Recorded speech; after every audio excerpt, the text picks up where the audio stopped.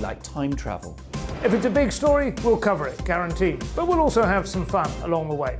Big opinions, big laughs. Sometimes big hair. This is Headliners, the paper review show that won't send you to sleep like the others will. 11 p.m, 7 nights a week. Join us.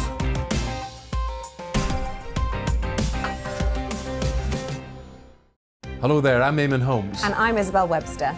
And we hope you can join us for Breakfast with Eamonn. And Isabel. You make me laugh out loud, belly laugh. Is that important first thing in the morning? Yeah, absolutely. And there's me trying to be deadly serious. News is a serious business. Yeah, I have to rein you in sometimes. Well, it doesn't stop us laughing at it. It doesn't stop us having an opinion on what's going on. Yeah. And it certainly will not stop us reflecting what you think. Weekdays from 6 to 9:30 on GB News.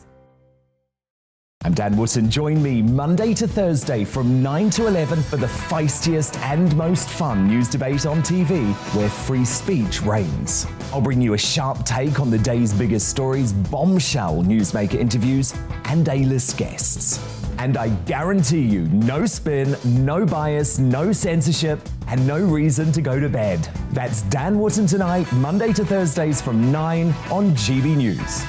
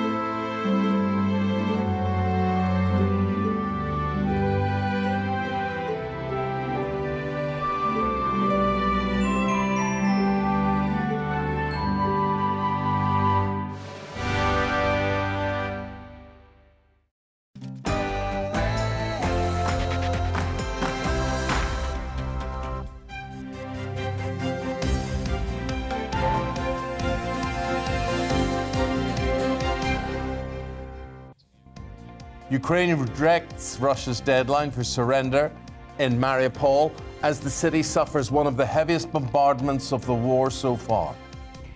Good morning. It is 6 o'clock on the 21st of March. This is Breakfast on GB News with Eamonn and Isabel. We're live across the world. We're on your TV, we're on your radio, we're online. And here's what's leading the GB News this morning. Ukraine's rejected the 5 a.m. deadline set by Russia to lay down arms, stating there can be no talk of any surrenders. The bombardment of the city's left hundreds of thousands with little to no food or water. It comes as Ukraine's Deputy Prime Minister claims that Russia was carrying out a genocide. The UN International Court of Justice has already ordered Russia to halt the invasion. Also coming up in the programme, the Madeleine McCann inquiry will reportedly come to an end after 11 years. The total cost of the case is estimated at £12.5 million. We'll be speaking to a former Scotland Yard detective about it all. And Prince William and the Duchess of Cambridge continue their tour in Belize. That's following a rocky start after protests changed their itinerary. We'll have the latest on that Caribbean trip. Plus, we'll be on your doorstep in County Durham, getting the news wherever you are. And don't forget, we love to hear from you in those discussions. Get in touch on email, gbviews@gbnews.uk, or you can tweet us at GBNews.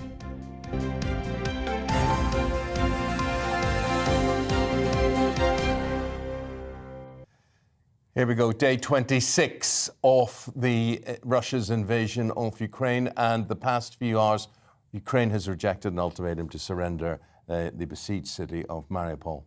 Russia says civilians would be allowed a safe passage out of the port only if the city laid down its arms. However, Ukraine says there is no question of it surrendering the strategic port city. 400,000 people currently trapped there with limited aid and supplies. Well, let's speak now to Chris Newman. He's a military historian and can give us some context and lots of the words and terminology that's been used over the weekend, lots of allegations of war crimes, but the word genocide continually cropping up. Now, you can see in Mariupol why that's being said. People are targeting schools, you're seeing old and young alike being targeted. Do you think there's a genocide happening in Mariupol? Well, certainly Putin's original objective was to bring Ukraine into the Russian empire, to effectively exterminate Ukraine as a nation. So in terms of a national genocide, you could, in terms of the criteria, you could make that case. So Putin's objective, overthrow the regime, and he doesn't consider Ukraine to be a country. So in that context, yes. And of course, there are lots of other atrocities and war crimes being committed on civilians as well. What did you make of these reports that we heard about people being deported out of Mariupol? I mean, yes, they're being given safety in terms of they're no longer bombarding those individuals, but they're being taken, reportedly, according to the Mariupol City Council, to remote cities in Russia. Strong overtones of World War II and concentration or prison camps. Yeah. It's absolutely horrendous that we're seeing this in Ukraine, and as you're right, it does have overtones of the Second World War. The Nazis did it, the Soviets did it as well, and again, it's another bringing in these kind of atrocities that we've seen in the 20th century. Although Russia has committed a lot of atrocities already in Syria and in Ukraine in 2014 as well. Chris, you mentioned the Second World War there. President Zelensky has said that World War III has already started. What would you make of that assessment? I would say that certainly the Second Cold War has started. It has started quite some time ago, I would argue.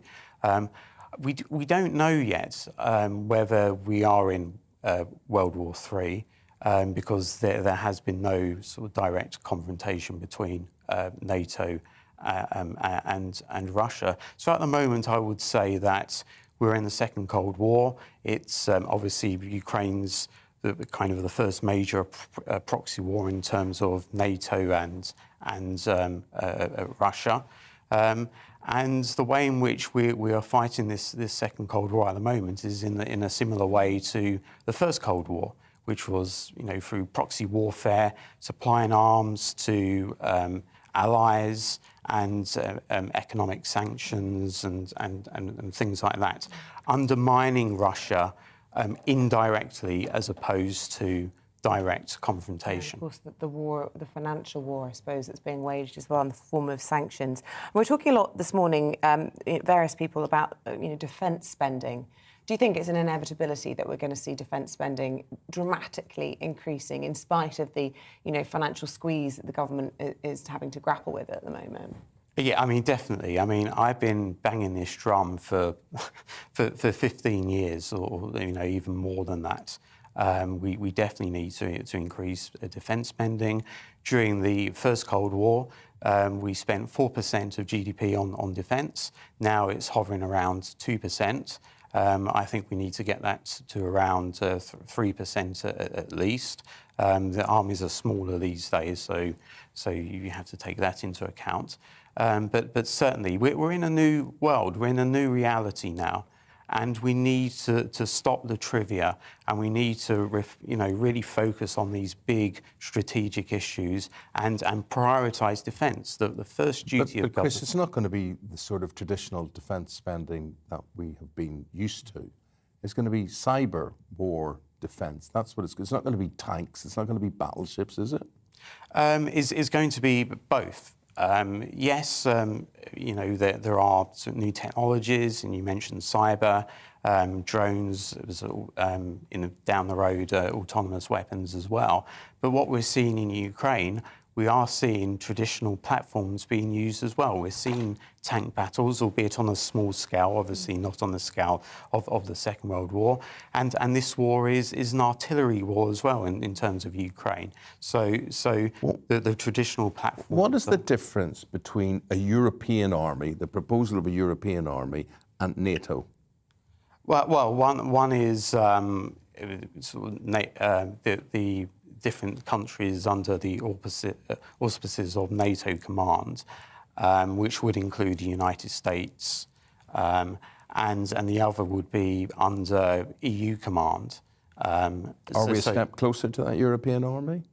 Potentially. I mean, it's up to the European Union, and certainly Macron, has been pushing for it.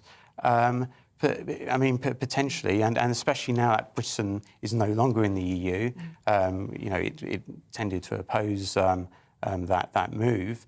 We are potentially a step closer to that, but obviously it depends on the various different member states. Chris Newton, you are obviously a military historian and a defence analyst, but I detected a slight political comment there when you were saying we need to stop the trivia. What did you mean by that? Yeah, I mean, I'm also a former Conservative Party advisor. But essentially, defence hasn't been a priority in our national conversation. And, we've had various kind of, debates, especially over the past year, about sort of definitions of women and which statue we should, take down. And this is a really serious time now, and as I've said, we really do need to focus on these big strategic questions, Russia, China as well. We need to, if we want to prevail on this, we need to focus on defence and understand that the first duty of government is the defence of the realm. Interesting. Okay. Good to talk to you, Chris Newton. Thank you so much. Chris, thanks very much. Chris is a military historian. He's a defence analyst as well. That's his views on the way defence spending will or should be going. Your views on at GBNews with the time at 6:09. OK, let's bring you up to date with this morning's headlines. And we'll have the latest on the P&O situation. Labour is forcing an emergency vote in Parliament today following the sacking of 800 P&O ferry workers. The party wants to outlaw so-called fire and rehire practices after the operator replaced staff with cheaper agency workers. Boris Johnson is to host a roundtable meeting with leaders from the nuclear power industry today at Downing Street. The Prime Minister says it's part of plans to wean Britain off dependence on foreign oil and gas following Russia's invasion of Ukraine. The Chancellor could slash fuel duty in his spring statement on Wednesday. There are suggestions that Rishi Sunak could temporarily cut prices by as much as 5p to support families and businesses through the cost of living crisis. An alleged terrorist accused of murdering Conservative MP Sir David Amess as he held meetings with constituents is due to go on trial today. Ali Harabali denies fatally stabbing the MP for Southend West in a church building in Leigh-on-Sea last October. He also denies preparing acts of terrorism between 2019 and 2021. Nazanin Zaghari-Ratcliffe will face the media today for the first time since her release from Iran. The British Iranian landed back in Britain last Thursday after the UK finally agreed to settle a £400 million debt dating back to the 70s. She'd been detained in Iran for 6 years. The Duke and Duchess of Cambridge have been chocolate tasting at a Belize cocoa farm as part of their Caribbean tour. The visit was a last-minute replacement after residents from another village protested about the royals' helicopter landing on a local football field.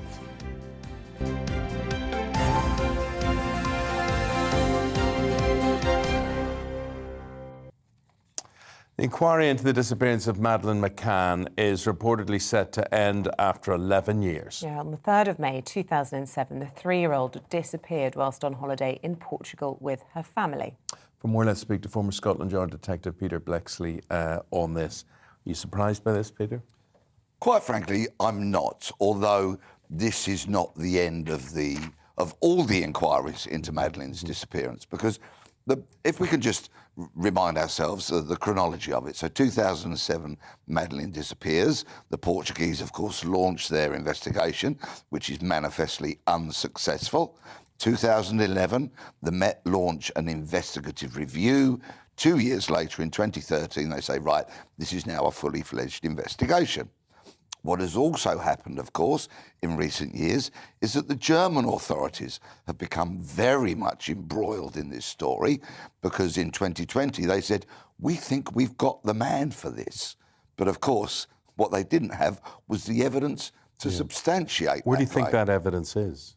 Well, the man that's currently in jail in Germany is convicted of previous crimes, including drug dealing and the rape of a 72-year-old woman. Now, that's okay. That would seem to indicate that he's a very unsavoury character. But there is circumstantial evidence that the Germans have released. For example, he was living in Praia de Luge at the time of Madeleine's disappearance. He clearly has a predilection for some kind of sexual activity which is illegal. And there are other bits and pieces. He had a vehicle, apparently, which may be similar, but that's all circumstantial evidence.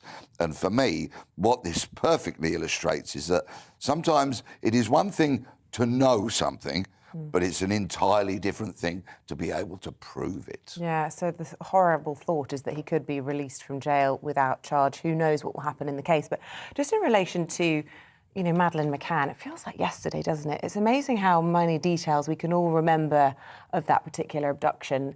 And, you know, yet £12.5 million taxpayers' money has been spent on that investigation. And it is just one case. There have been so many other deaths and tragedies along the way that haven't had the same amount of spotlight. Do you think it has been disproportionate, the amount of investment? Well, I'm often puzzled by which cases grip the media's attention and in turn the public's interest and which cases don't. It's a sad fact of life that many, many people who suffered tragedy by losing a loved one to murder, for example, simply don't get the airtime and the column inches that other cases do. This particular disappearance of Madeleine, I think, struck a chord with many people in the media and the public because it was the epitome of a sort of middle-class, bit of winter sun holiday. Her parents are both doctors. And so I think it struck a note. And of course, it is tragic because, you know, this clearly lovely young girl was so cruelly disappeared and as yet never to be seen again. And what is also tragic is the way the Portuguese authorities handled the whole thing. Without a doubt. In the 21st century, the things that solve a major crime, generally speaking, like this, are forensics, okay? DNA, fibres, maybe an old school fingerprint, all that kind of stuff. And unfortunately, that scene was trampled all over by Uncle Tom Cobley and all, because in the very first instance, the crime wasn't dealt with as seriously as it should have been. We saw so much footage of officers with their big clunky boots going in and out of that apartment. People that should have had no right to be there being granted access to that apartment. And we can sadly only kind of guess at how much potential evidence was destroyed, or otherwise removed on the bottom of somebody's boot. Yeah, the mystery just will always be there, I think. But, I mean, is this the last we're going to hear? No, most definitely not. Most definitely not. Mr. Wolters, who was the, I think, somewhat unwise German prosecutor to be so bullish and bold about this case without having the evidence to back up what he was saying, they clearly have an ongoing investigation. I don't suppose the Portuguese will ever completely be allowed to kind of, you know, put this away. So whilst the Met, it is reported, will be winding up their investigation in the autumn, this story is going to continue to run and run. Peter, thank you very much indeed. We hope one day, if nothing just for the peace of mind of the parents and the family involved in this, that it is solved. Indeed. Because that must be the most awful thing of all, just not knowing. Oh, and it's the same for people who lose a loved one. Yeah. You know, I was contacted a couple of weekends ago by a family who lost their dad 30 years ago to murder. And I knew about that case. I was closely attached to it. And still, 30 years on, the children are contacting me and saying, Peter, do you have some answers to the questions that still gnaw away at them decades later? Well, thank you very much indeed. That's Peter Blexley, former Scotland Yard detective, who's still very much involved in a lot of cold cases. Thank you. Thank you very much indeed. OK, coming up after the break, we're going through all of the important issues of the day. We'll also be looking at the papers and we'll talk about hot cross buns. Should they only have raisins in or should other things be allowed to sneak in there? But first of all, here's your forecast. Well, it looks a very mixed bag there today. In the southwest, there'll be some cloud around, but for many, it'll be mostly sunny.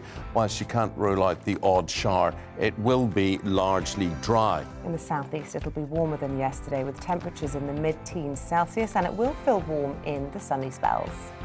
Much of Wales will have a largely sunny day. I'll be looking at Wales there. I look like London. Right, that looks like London to me. Let's just wait till we zoom in on Wales. There we go. It's going to be, temperature's going to be a little higher than yesterday. There may be a little more crowd around in the parts of the Midlands as we hone in there come lunchtime.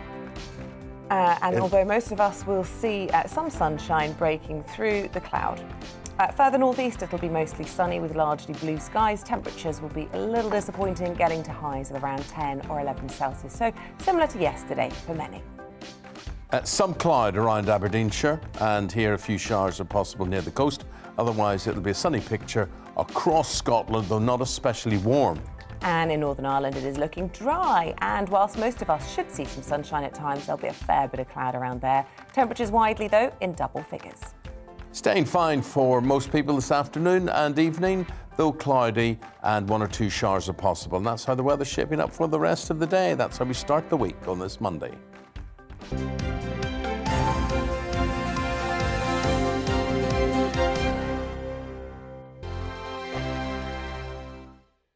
GB News is the UK's home of discussion and debate. From all perspectives. To stay up to date on the latest stories, Make sure that you subscribe to the GB News channel. right here on YouTube. You can watch us live 24/7 across the whole world. You can also check out exclusive content and catch up on previous episodes of your favourite shows.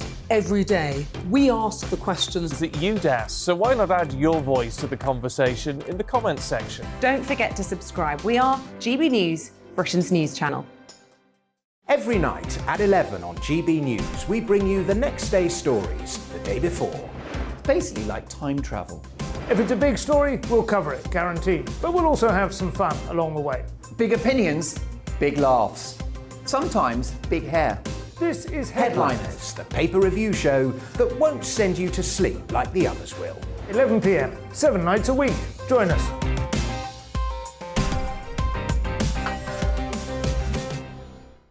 Hello there, I'm Eamonn Holmes. And I'm Isabel Webster.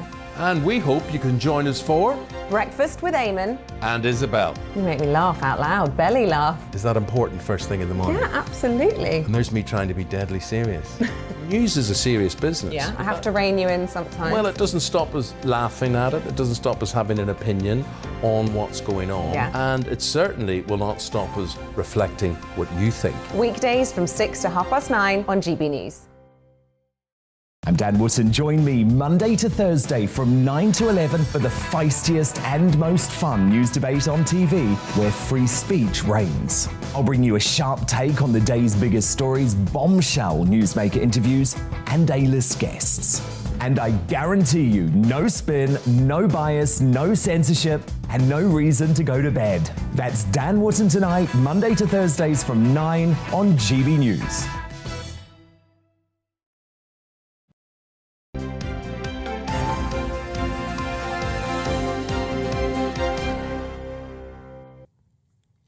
Right, here we are. It's 20 minutes past 6, and very shortly we'll be discussing the continuing cost of living crisis. We're doing that with our business and economics editor, Liam Halligan, as the Chancellor gets set to reveal a mini budget. That's going to be on Wednesday. And then today at 8 o'clock, the former Defence Secretary, Dr. Liam Fox, has said our values are better than those of China and Russia. And we need to say so. So let us know what you think about that. Have we been too into moral equivalence, as he says, for too long?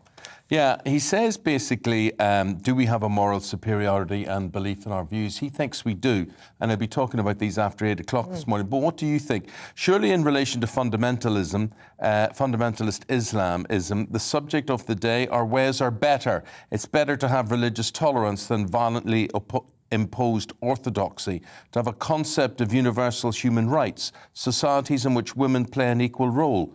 The answer amongst people that he'd been speaking to, he says is depressing. What do you make of this? He says, I don't think we can really say, a lot of people say, I don't think we can really say we are better nowadays. We are different. Are we better? Are we better than Russia? Are we better than China? or are we just different? Let us know at GB Views. In other news today, a smacking ban is coming into force in Wales. It will mean smacking, hitting, slapping or shaking a child will become a criminal offence. This is the same in Scotland, but not the same in England and Northern Ireland. This is after the Welsh Government deemed that such acts are not necessary when disciplining children. Well, our Wales reporter Lily Hewitson has this report. Wales, smacking children will become a crime. The new law removes the legal defence of reasonable punishment, meaning anyone who smacks a child, even a parent or guardian, could be prosecuted for assault. The Welsh Government passed the law change 2 years ago. By banning smacking, ministers say children in Wales are now given the same protections from assaults as adults. But not everyone agrees. According to Welsh Government research, 1 in 4 people say physical punishment is needed to control children's behaviour, teach respect, and show boundaries. I spoke with Simon Calvert from the Be Reasonable campaign.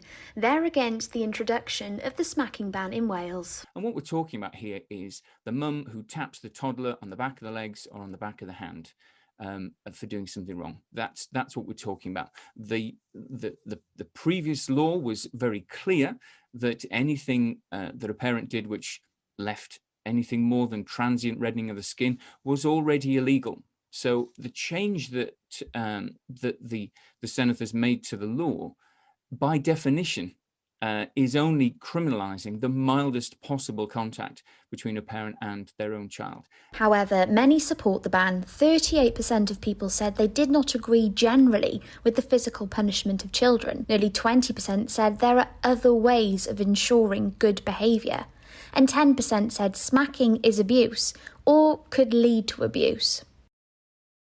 The studies show there's really compelling evidence that there's no good things come from smacking or tapping your child, but there's a really broad range of harms, harms to the child's physical health, emotional health. It makes them more likely to have mental health problems as adults.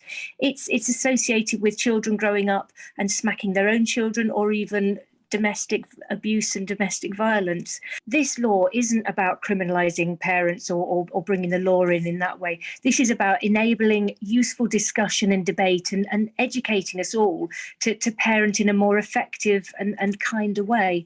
So we need more support for parents who are struggling. Parents like Simon say using force on a child is wrong. From my point of view, I don't understand why someone would have to smack a child.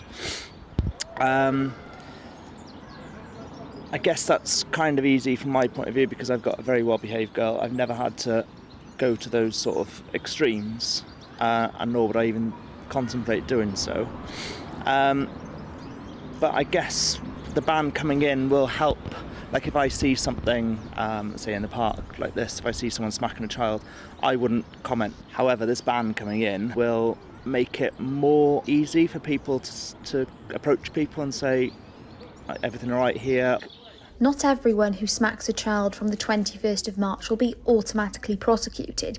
Wales's 4 police forces have been encouraged to consider a rehabilitative alternative to prosecution if this is more appropriate. Lily Hewitson, GB News. Well, there we are. That's a good talking point. Yeah, let us know your thoughts about that. Today. I would say 10 years ago, a lot of people would say, well, you should be allowed to discipline your children in whatever way you want.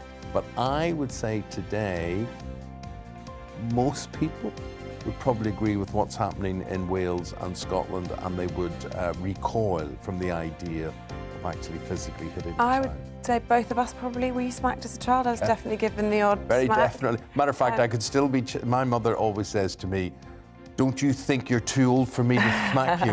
She'll say that constantly. I'm not a big fan of the state telling me how to parent my children. That would be what I would say. I totally agree that you shouldn't... Teachers, for example, shouldn't be allowed to lay a finger, and if a teacher laid a finger on my children, I would not be okay with that. But it's none of the government's business, the law's business, as long as it's, responsible. But then people abuse the situation. Well, yeah, I mean, God, no one's talking about sanctioning abusing children. But if you don't sanction them, they're then free to do what they want, and too many people do that. I think the thing is, if all of us, we'll all have our views on this, but if we went to a home where children were abused, physical violence used against them, we would probably change our minds on that one. But as you're saying, you're saying a reasonable amount of restriction, the way animals nip at their offspring and keep them in line and whatever, that's what you're suggesting to do. But I put it this, say as parents we went out, well, my youngest is now 20, so it's highly unlikely to happen, but you know, if you were seen in a supermarket smacking your child's legs or bottom or whatever, there probably would be something. Yeah, there probably, but you get looks anyway as a mother, whatever you're doing. But you'd be reported, I would say. Oh, you think you'd be reported? Do you not think so? I wouldn't like to test it. Yeah, I wouldn't like to test it. No. Of course, my children are such angels. I never have any of these. I never have any of these dilemmas. Indeed. Look, with that, we're gonna take a break. We're always interested to hear what you have to say. GBviews at gbnews.uk or at GBnews on Twitter. Stay with us. We'll be back in a moment and we'll be looking through the newspapers with Emma Wolf and Christopher Biggins. See you then.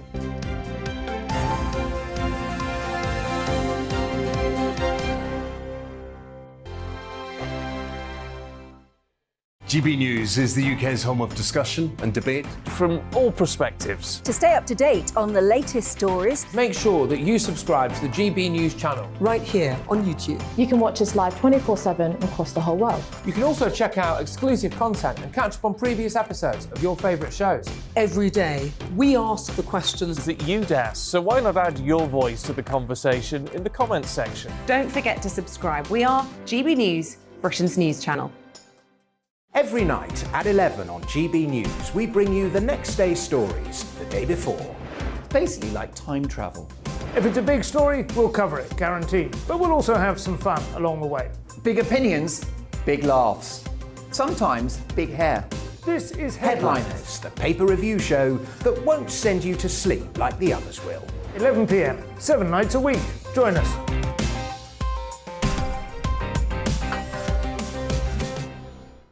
Hello there, I'm Eamonn Holmes. And I'm Isabel Webster.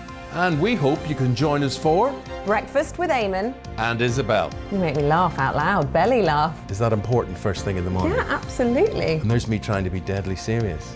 News is a serious business. Yeah, I have to rein you in sometimes. Well, it doesn't stop us laughing at it. It doesn't stop us having an opinion on what's going on. Yeah. And it certainly will not stop us reflecting what you think. Weekdays from 6 to 9:30 on GB News. I'm Dan Wootton. Join me Monday to Thursday from 9 to 11 for the feistiest and most fun news debate on TV, where free speech reigns. I'll bring you a sharp take on the day's biggest stories, bombshell newsmaker interviews, and A-list guests. And I guarantee you, no spin, no bias, no censorship, and no reason to go to bed. That's Dan Wootton Tonight, Monday to Thursdays from 9 on GB News.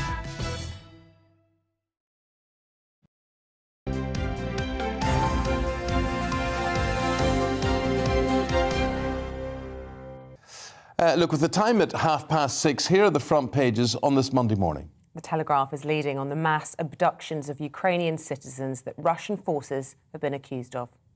FT reporting on civilians sheltering from the Russian bombs in the city of Mariupol, which, as we now know, is besieged. The Times is leading on the ongoing crisis in Ukraine as Russia is accused of genocide against civilians.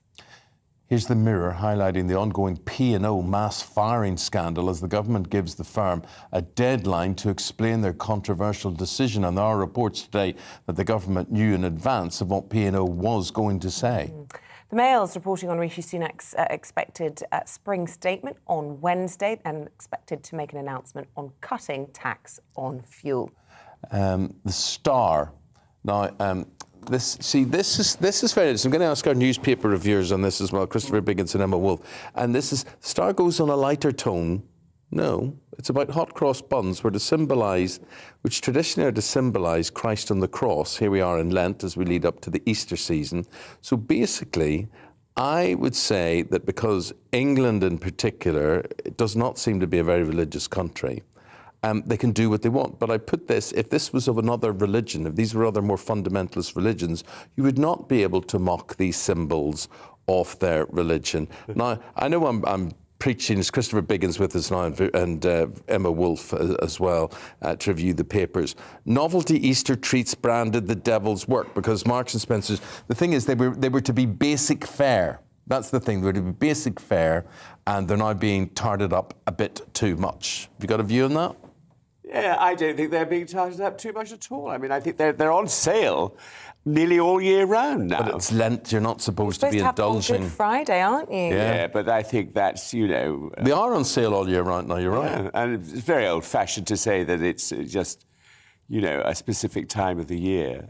So a top cleric is saying stores are doing the devil's work by filling hot cross buns with chocolate, caramel and cheese. Yeah, the Queen's former chaplain, no less. Yes. I have actually bought one of these chocolatey delights from a supermarket near here. I shan't name names. Actually, I didn't like it. I prefer the traditional, that this vicar will be pleased to know, I prefer traditional fare. Right. But who actually only has them on Good Friday? The world's moved on. It's a nod to the old tradition. But why if people want chocolate in them, why not? Exactly, and when you think about all the different kinds of Christmas fare that is available, I mean, you know, that's absolutely adulterated in all sorts of ways, and that's a religious ceremony, so a religious festival. So I don't see anything wrong with Well, you might see something your hot wrong. cross bun. Well, when you see what it was supposed to be, these buns are traditionally eaten on Good Friday with the spices said to reflect those used to embalm Jesus after his death. Oh. You're not supposed to be getting pleasure out of them. Oh, there you go. It's the things you learn on this programme.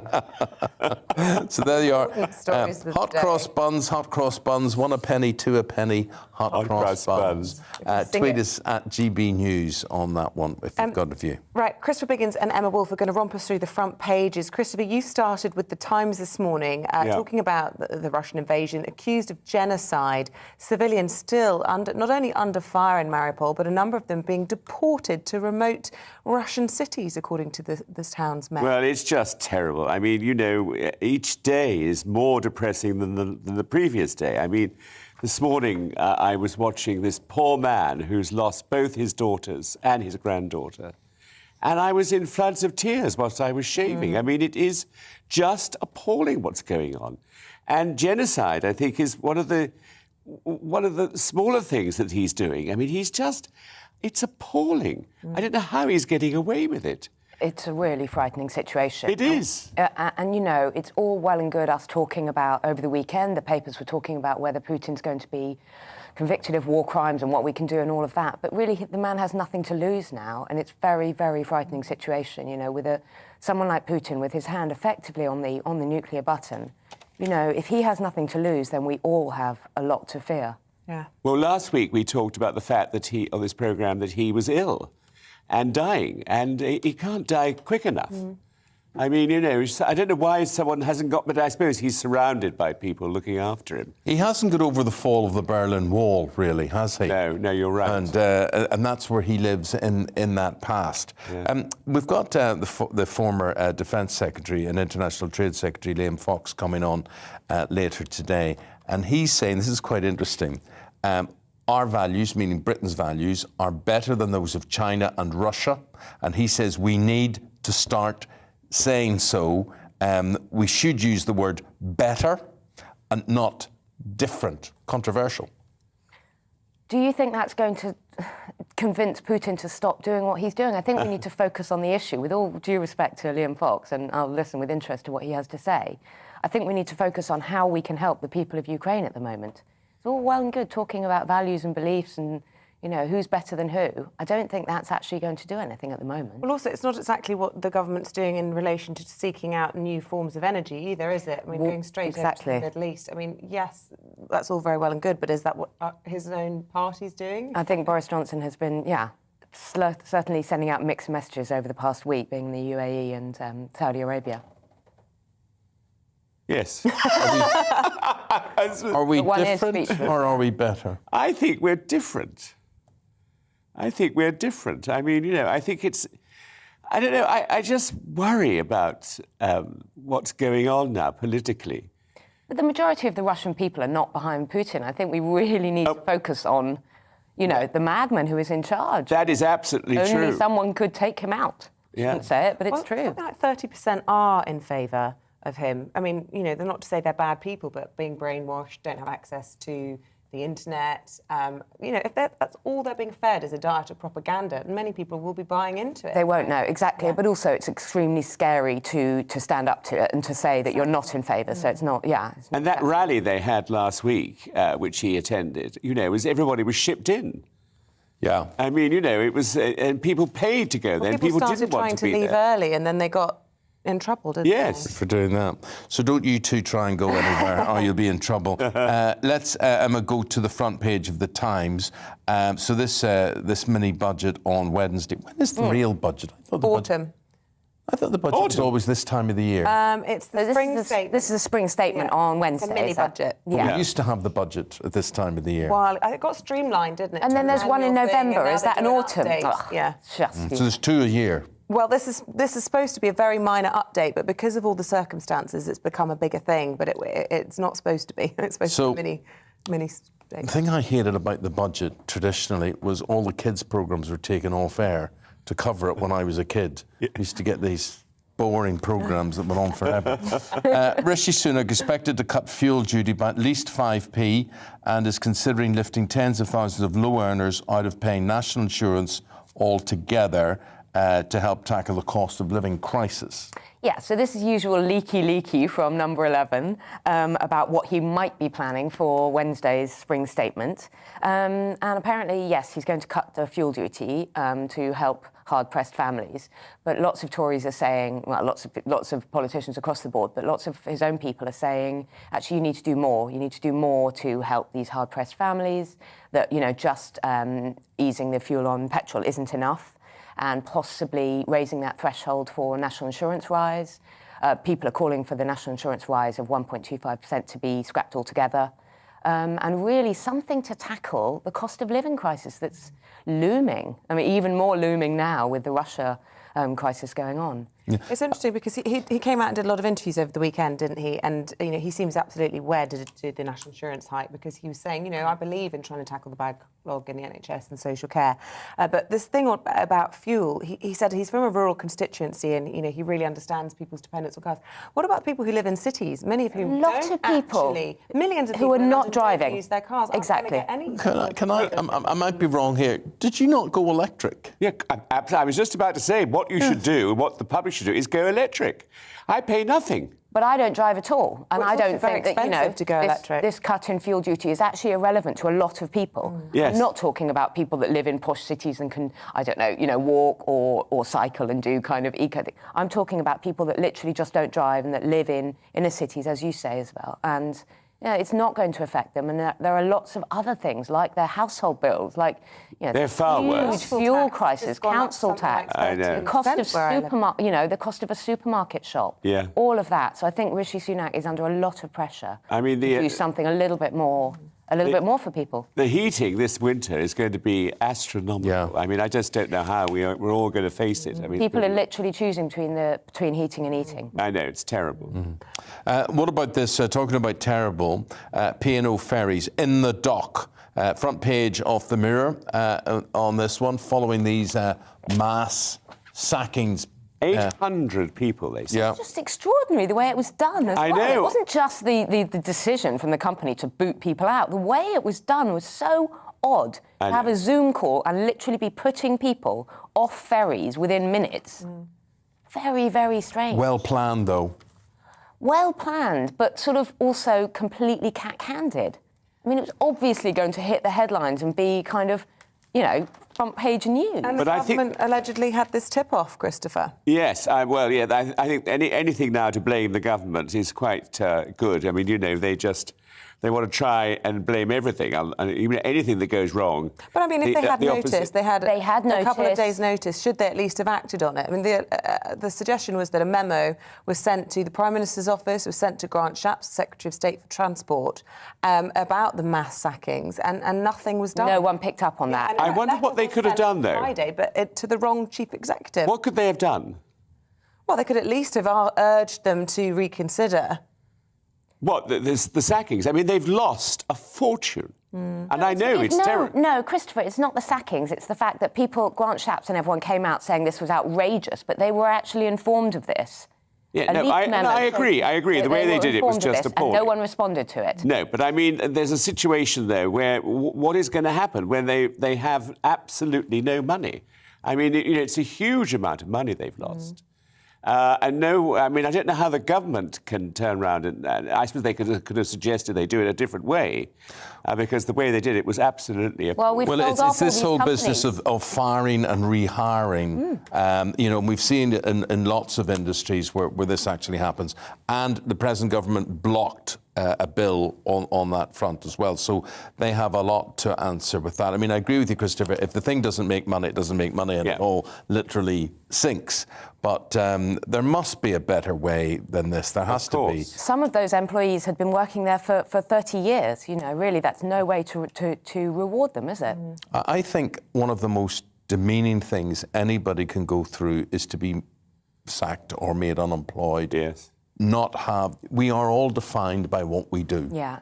And to not to have that, you know, to be able to say, hello, Emma, what do you do? Well, I used to be something. And especially when you're in your 60s or, you know, you've worked 50s or 60s, you know, how are they going to find employment again? Yeah. And we say 800 people, but that's 800 families, you know, extended families that will be reliant on somebody's wage. You say in your 50s or 60s, in your 40s. Yeah. You know, it's all about younger and cheaper. And you know, I don't know where they get all these replacement workers from, but they've got them. And the shipping industry, cruise liners, whatever, are notorious for hiring people on very low wages. So that's that. But then you see, we all make it so easy to get on an airplane nowadays. You know, when I was a teenager, or whatever, the only way you got to England was on a boat from Ireland. Yeah. You know, now everybody flies. So unless you're bringing a car or a caravan with you or whatever, that's sort of just the way it is. Anyway, guys, thanks so very much indeed. Good few things to talk about there. We're coming up to 6:45 at GB News, or you can, that's the Twitter address, or you can email us gbviews@gbnews.uk. So as you've been hearing this morning, the Chancellor, Rishi Sunak, is expected to cut fuel duty in his spring statement to help out households struggling with the cost of living crisis. He's previously identified pump prices as a major cost increase, and drivers are facing 165 pence per litre for petrol. Actually, they're facing far more than that. It's up to, that's the sort of average, I guess. £2 on motorways as well. Well, let's bring in our Liam Halligan, GB News' business and economics editor. Good to see you as always, Liam. And I suppose, as always as well, with any of these, whether they're spring statements or actual budgets, lots gets leaked by leaky Rishi before the big event. Lots of hints that petrol is going to get a duty slash. That's right. Lots of politics going on within government, lots of arguments. It is meant to be just a spring statement, which is a kind of routine parliamentary event, but it's rapidly turning into probably the most important budget, if you like, in the last 10 years or so, the most important financial statement in the House of Commons, in my view, since the global financial crisis in 2008. And you're right, front and centre is the cost of living crisis. We've been talking about that for many, many months here on GB News, haven't we? And within that, it's about heating bills, gas bills, electricity bills for utilities. They're already set to go up a lot in April. We knew that before the Russia-Ukraine conflict. And then also costs for motorists. And here's something. I interviewed Kwasi Kwarteng for GB News at the end of last week. It was his first sit-down interview as business secretary. And I put to him, Isabel, why is it that when oil prices go up, petrol and diesel prices instantly go up, but when oil prices go down, as they have been over the last couple of weeks, petrol and diesel prices keep going up? And this is what he said to me. GB News viewers and listeners write to me and ask me, why is it, Liam, that when the price of oil goes up, petrol and diesel instantly goes up a lot on the forecourt, but when the price of oil eases back slightly, or quite a lot as it has over the last week, petrol prices and diesel prices stay the same? What should I tell those GB News viewers and listeners? I think we should get more information about that, because I hear that anecdotally, and I think it's really bad and wrong for companies simply to be, you know, keeping the high prices to reflect higher prices, and then when those come down. What Kwasi Kwarteng actually said to me in the full clip is that Did we have, he did said we have a bit of volume he said he wants to get more information about that. I said to him, when you next see the petrol companies, the petrol retailers, will you ask them why petrol and diesel prices keep going up even when oil prices come down?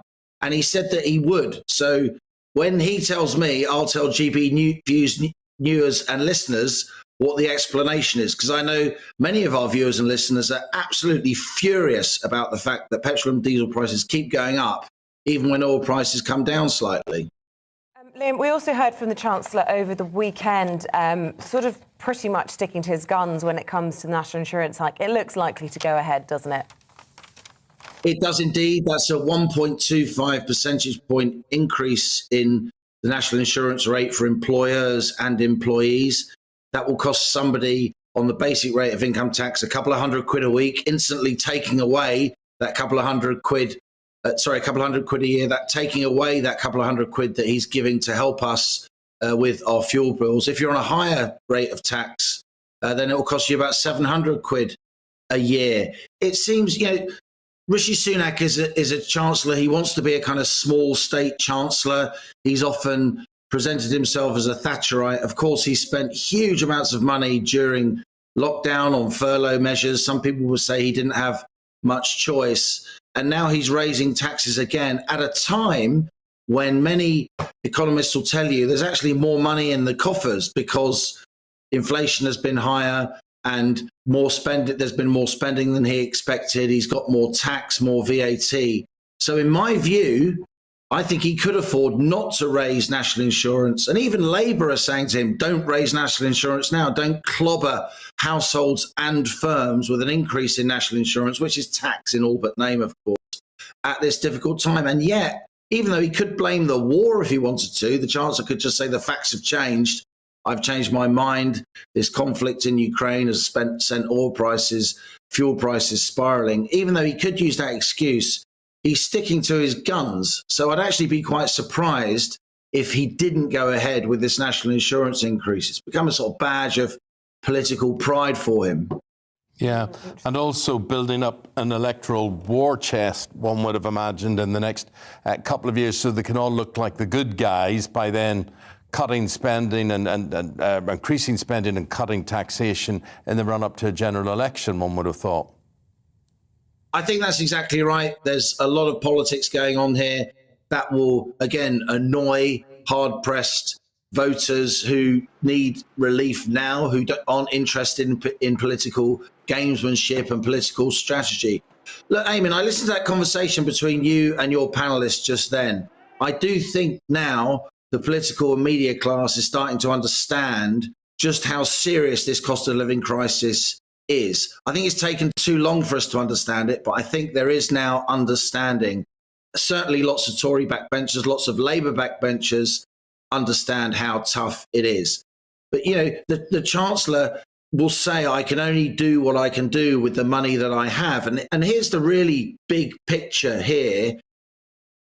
When he gave his last budget back in October, and that was a full budget, the Chancellor estimated that this year, 2022, the UK economy would expand by 6%. GDP would expand by 6%. That's a huge number. And when economies grow a lot, there's lots more money to go round. Well, guess what? We were meant to be in the midst of this sort of post-lockdown V-shaped recovery now, but we're not. The economy is not growing by anywhere near 6%. It might grow by 1 or 2% this year because of sanctions, because of the fact that there's less confidence among investors than we thought there would be by now. And that's what's really giving the Chancellor a hard time and boxing him into a corner. There is just not the strength of economic recovery here in the UK or elsewhere. I'm afraid there are signs of it, but it's not there yet, that would give the Chancellor the scope to cut taxes, spend more, and really try and boost the economy. The people, they talk about the cut-through factor of Boris Johnson, but the people in those red wall areas now, the people who said, we're not traditionally conservative voters, but we're going to trust you in that because we think you represent us, they're going to feel particularly wounded, particularly hard hit in their pocket. And the reaction will not be good. And that's exactly right. And you could sense that idea in the language that Rishi Sunak was using over the weekend, couldn't you? And on the front pages today, I'm going to stand by you, says this privately educated, ultra-rich metropolitan, if you like, politician. It's not his fault who he is. You know, he's a very accomplished guy. I actually have quite a lot of personal respect for him. But, you know, for somebody who is very wealthy as a chancellor to try and reach out to red wall seats using that kind of language shows how acute the sense is at the top of the Conservative Party and on the backbenches that those red wall seats, those previously Labour seats in the North and Midlands in particular, that went Tory for the first time often in their history in 2019, quotes to get Brexit done, also because they felt neglected by the Labour Party over generations. In the Prime Minister's own words, on the night he won that election in December, those seats have been lent to us, he says. We are borrowing these seats for now. And if they are going to keep those red wall seats, then the Tories do have to show they really get this cost of living crisis. So the pressure on Rishi Sunak now and for the next 48 hours as he finalises this spring statement, which comes out on Wednesday, and there'll be a GB News special from 11 a.m. to 4 p.m. presented by me and Gloria De Piero on Wednesday.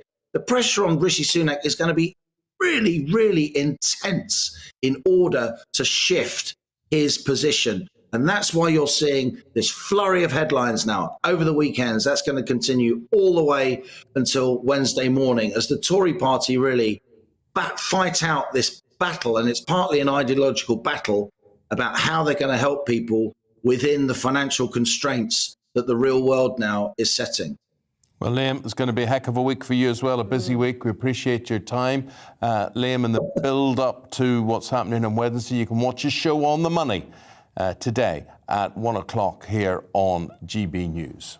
Lots of people have been getting in touch this morning on all of the issues that we've been talking about. We're talking about smacking. It's becoming illegal in Wales, falling in line with Scotland. Of course, it's not legal here in England. Steve says there is a huge difference between smacking as a form of discipline and smacking as abuse. A wild dog will give an unruly pup a nip but doesn't rip its head off. This is the state taking over every aspect of our lives. You agreed with that? I think that's a fair observation, yeah. Yeah. Gary Sullivan says, those who have gone over the top with punishing a child, such as a parent and a teacher, then it's obvious. It's obvious in those cases the law has to change. So rather than punish those people, he said, the authorities decide to punish everybody on this one, or restrict everybody. Good parents are being held back by do-gooders, and children have learned quickly how to play the system. I think that's very true. I think children do know how to do that. Growing up receiving a smack at the back of the legs never did us any harm during the 60s, but then again we were a lot tougher mentally back then. Well, the world was different, wasn't it? Molly says, of course thrashing is abuse, but try reasoning with a toddler when they keep trying to touch a dangerously hot surface. A light smack on the hand or leg is usually the only thing they understand at that age, and our own boys would have much preferred a light slap to being shouted at. I mean, you can see how I was just a little, get away from there, don't touch mummy's cooking or whatever. A lot of people don't like being shouted at. Yeah. I find that strange. What, have you found that out this morning? No, I do find it strange. It's like, you know, football managers shout at players and then they'll hug them and kiss them as soon as they score. But a lot of people nowadays don't shout at me, don't shout. Yeah, shout. I know. People like you shouting. Toughen up then. But an interesting thing there, and that's an interesting point that Molly makes about being burnt or whatever out of fire. I can distinctly be remembered being smacked across the legs for walking out onto the road in a car honking its horn at me and whatever. And that's your parents acting out of fear and protection and trying to say, don't ever do that again. Now, whether that's right or whether that's wrong, as I say, 10 years ago, probably people would have agreed, I think, with the whole smacking thing, discipline your whole children. But I think that's reducing. I think now it's seen as more barbaric, really, that you would do it. Try doing it in public now. Try doing it in a supermarket. Don't go advocating that. But no, I'm saying you won't get away with it. You just wouldn't get away with it. But you must. We haven't heard from anyone who's saying this law change is a good thing. So if you do think that, let us know. We'd like to hear, you know, what reasons you think it would be a good thing. At the moment, everyone seems to be a bit offended by that. So that's the views we're getting. So you can't smack kids in Scotland. You can't smack kids now in Wales. You can, though, in England. You can in Northern Ireland. The weather on this Monday morning, here's how it's shaping up. Let's have a look. We begin in the southwest. There'll be some cloud around, but for many it'll be mostly sunny, whilst you can rule out the odd shower. Largely dry, we can report. In the southeast, it will be warmer than yesterday. Temperatures there in the mid-teens Celsius, and it'll feel warm in the sunny spells. Let's go to Wales. You can't smack, but you will have a largely sunny day. Well, that's not Wales. This happens all the time, right? That's London, I would say. So let's go to Wales. And the temperatures in Wales will be a little higher than they were yesterday, OK? So we move in now to the Midlands. There'll be a little more cloud around parts of the Midlands this lunchtime. It'll stay dry, though, and most of us are going to see some sunshine breaking through the cloud.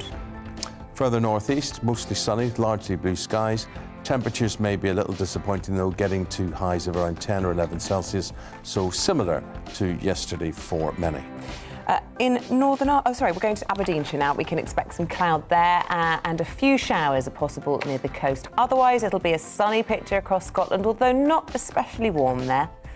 Here's Northern Ireland, looking dry, and whilst most of people there should see some sunshine at times, there will be a fair bit of cloud around, temperatures widely in double figures. So staying fine for most of this afternoon and evening, though cloudy for some, and 1 or 2 showers are possible. That is your weather. That's how it's shaping up in this Monday.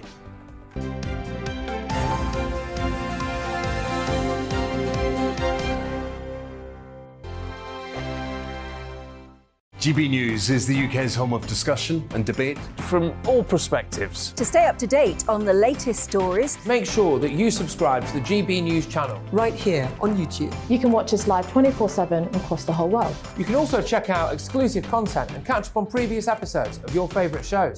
Every day, we ask the questions that you'd ask, so why not add your voice to the conversation in the comments section? Don't forget to subscribe. We are GB News, Britain's news channel.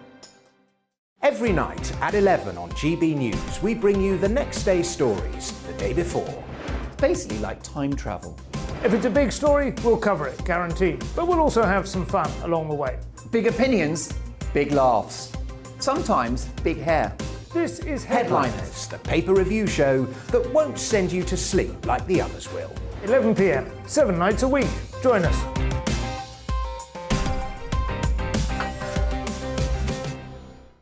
Hello there, I'm Eamonn Holmes. And I'm Isabel Webster.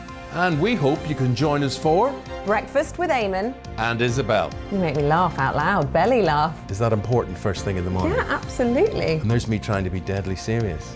News is a serious business. Yeah, I have to rein you in sometimes. Well, it doesn't stop us laughing at it. It doesn't stop us having an opinion on what's going on. Yeah. And it certainly will not stop us reflecting what you think. Weekdays from 6 to 9:30 on GB News.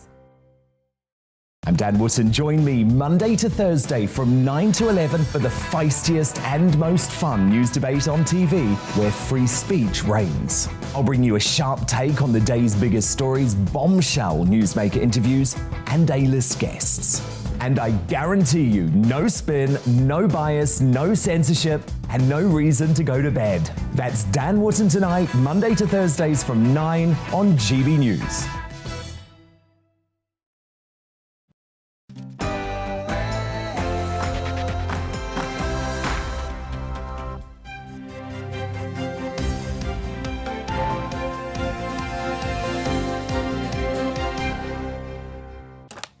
Ukraine rejects Russia's deadline for surrender in Mariupol as the city suffers one of the heaviest bombardments of the war. A very good morning to you. The time, 7 o'clock. It is the 21st of March, Monday morning. Breakfast in GB News with Eamonn Holmes and Isabel Webster. We're live across the world on TV, on radio and online, and this is what's leading the news this morning. Ukraine has rejected the 5 a.m. deadline set by Russia to lay down arms, stating there can be no talk of any surrenders. The bombardment of the city's left hundreds of thousands with little to no food or water. It comes as Ukraine's Deputy Prime Minister claims that Russia is carrying out genocide. The UN International Court of Justice has already ordered Russia to halt the invasion. Also coming up in the programme is the cost of living crisis even tougher on single-parent families. We're speaking to an expert who has advice on those who need support for living alone. And Prince William and the Duchess of Cambridge continue their tour in Belize, following a rocky start after a protest changed their itinerary. We'll have the latest on that Caribbean trip.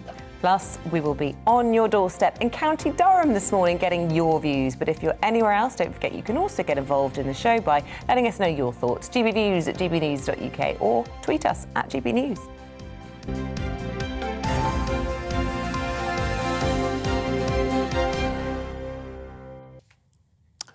Day 26 of Russia's invasion, and in the past few hours, Ukraine has rejected an ultimatum to surrender the besieged city of Mariupol, one of the key flashpoints.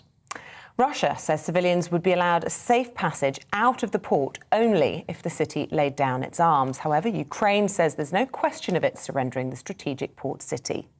400,000 people are currently trapped in Mariupol with limited aid and supplies. While speaking with Volodymyr Zelensky, the Prime Minister said the UK remains committed to stepping up military, economic and diplomatic support. Here's Sir Michael Graydon now. Sir Michael is a former Chief of Air Staff for the RAF, and a very good morning to you, sir. Good morning. The war in Ukraine, a lot of people are now saying this is a big wake-up call for us as far as our armed forces are being resourced and funded. What do you think? I think it is, and frankly, I think it's been staring us in the face for at least 10 years. People have ignored it, and people like myself and others have been saying, actually, we are at war, a different sort of war at that stage. But this has been going on. You only have to go back to the various events with Russia, I fear, usually at the root of it, to realise that we have been, and democracy in particular, has been under threat from autocracy for at least 10 years. Sir Michael, what do we need to invest in as a country, and will politicians listen? Will they see investing in the armed forces as value for money?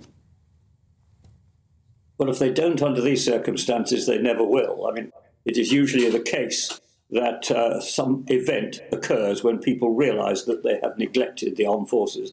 And much as we would all like to have a world in which peace prevailed, the fact is that, as somebody said many years ago, Theodore Roosevelt, talk softly, carry a big stick is usually the best way to ensure you don't go to war. I'm interested to know where you think this is all headed. We had an expert on an hour ago who said that he thought that this was a second Cold War.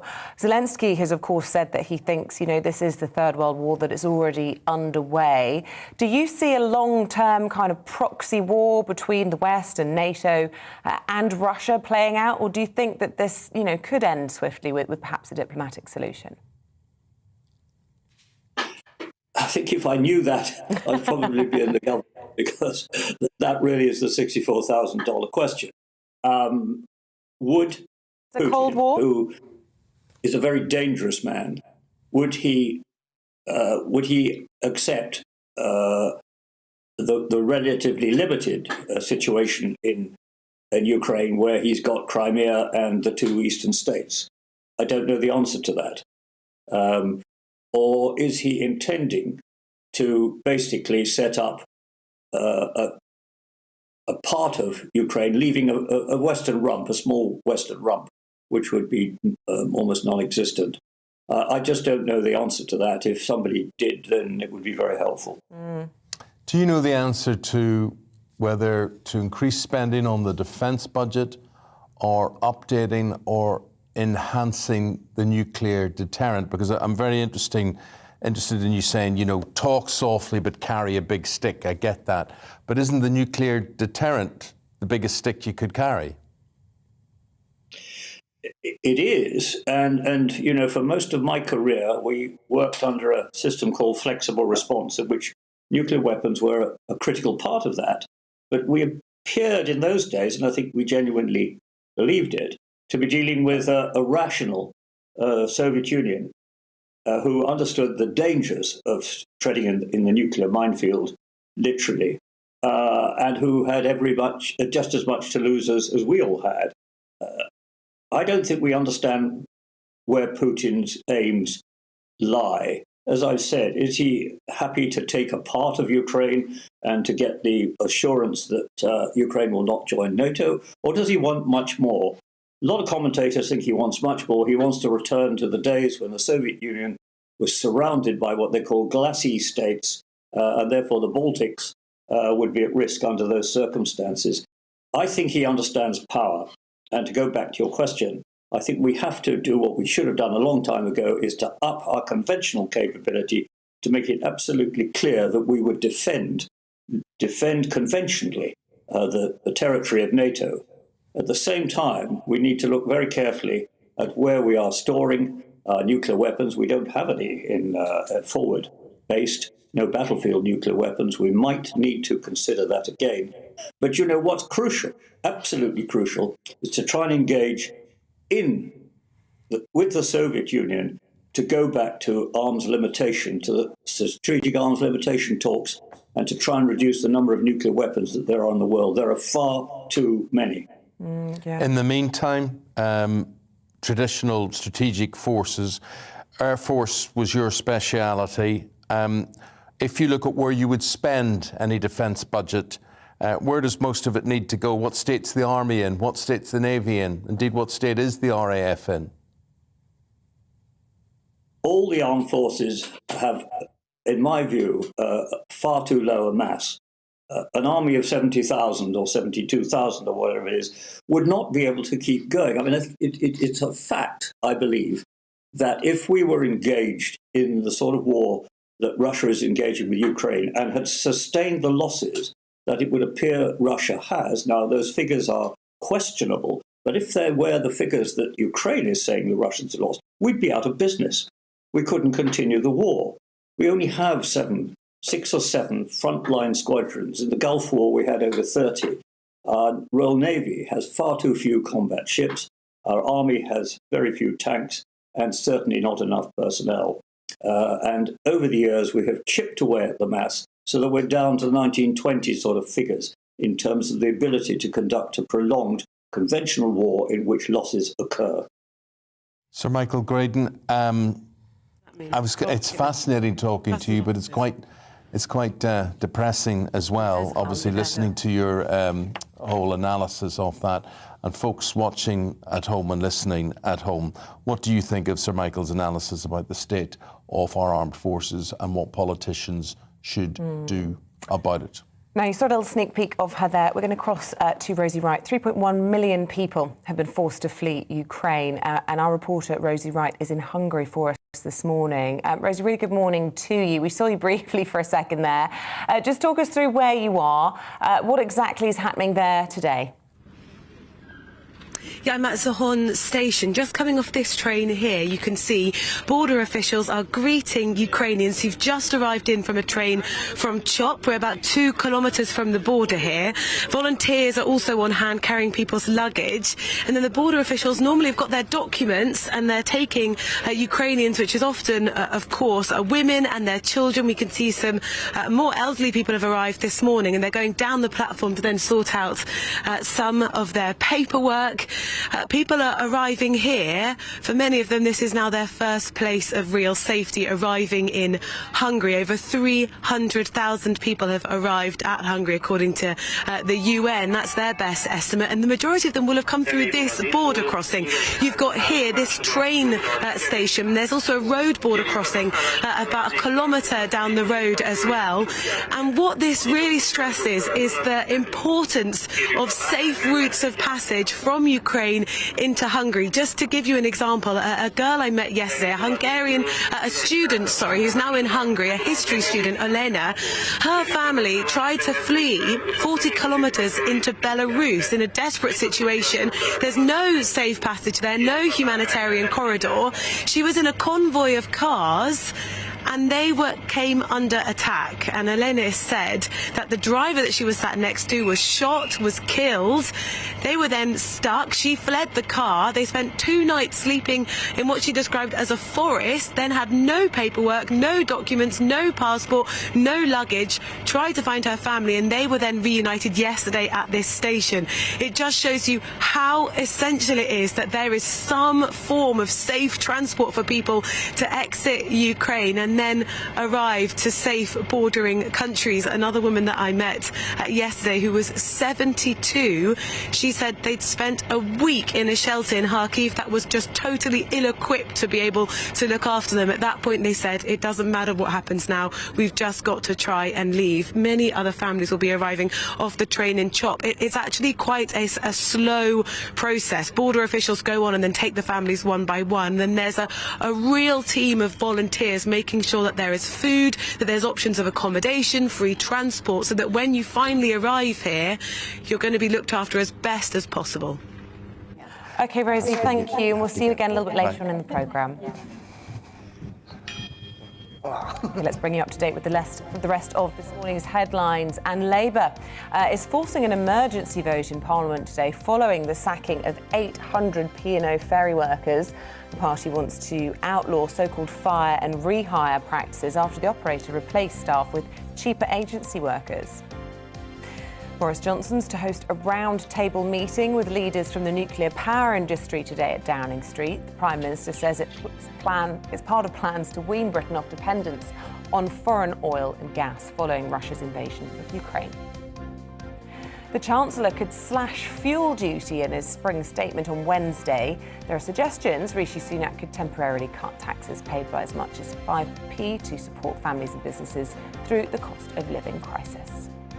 An alleged terrorist accused of murdering Conservative MP Sir David Amess as he held meetings with constituents is to go on trial today. Ali Harbi Ali denies fatally stabbing the MP for Southend West in a church building in Leigh-on-Sea last October. He also denies preparing acts of terrorism between 2019 and 2021. Nazanin Zaghari-Ratcliffe will face the media today for the first time since her release from Iran. The British Iranian landed in Britain last Thursday after 6 years there, after the UK finally agreed to settle a £400 million debt dating back to the 1970s. The Duke and Duchess of Cambridge have been chocolate testing and tasting at a Belize cocoa farm as part of their Caribbean tour. The visit was a last-minute replacement after another village protested about the royals' helicopter landing on a local football field.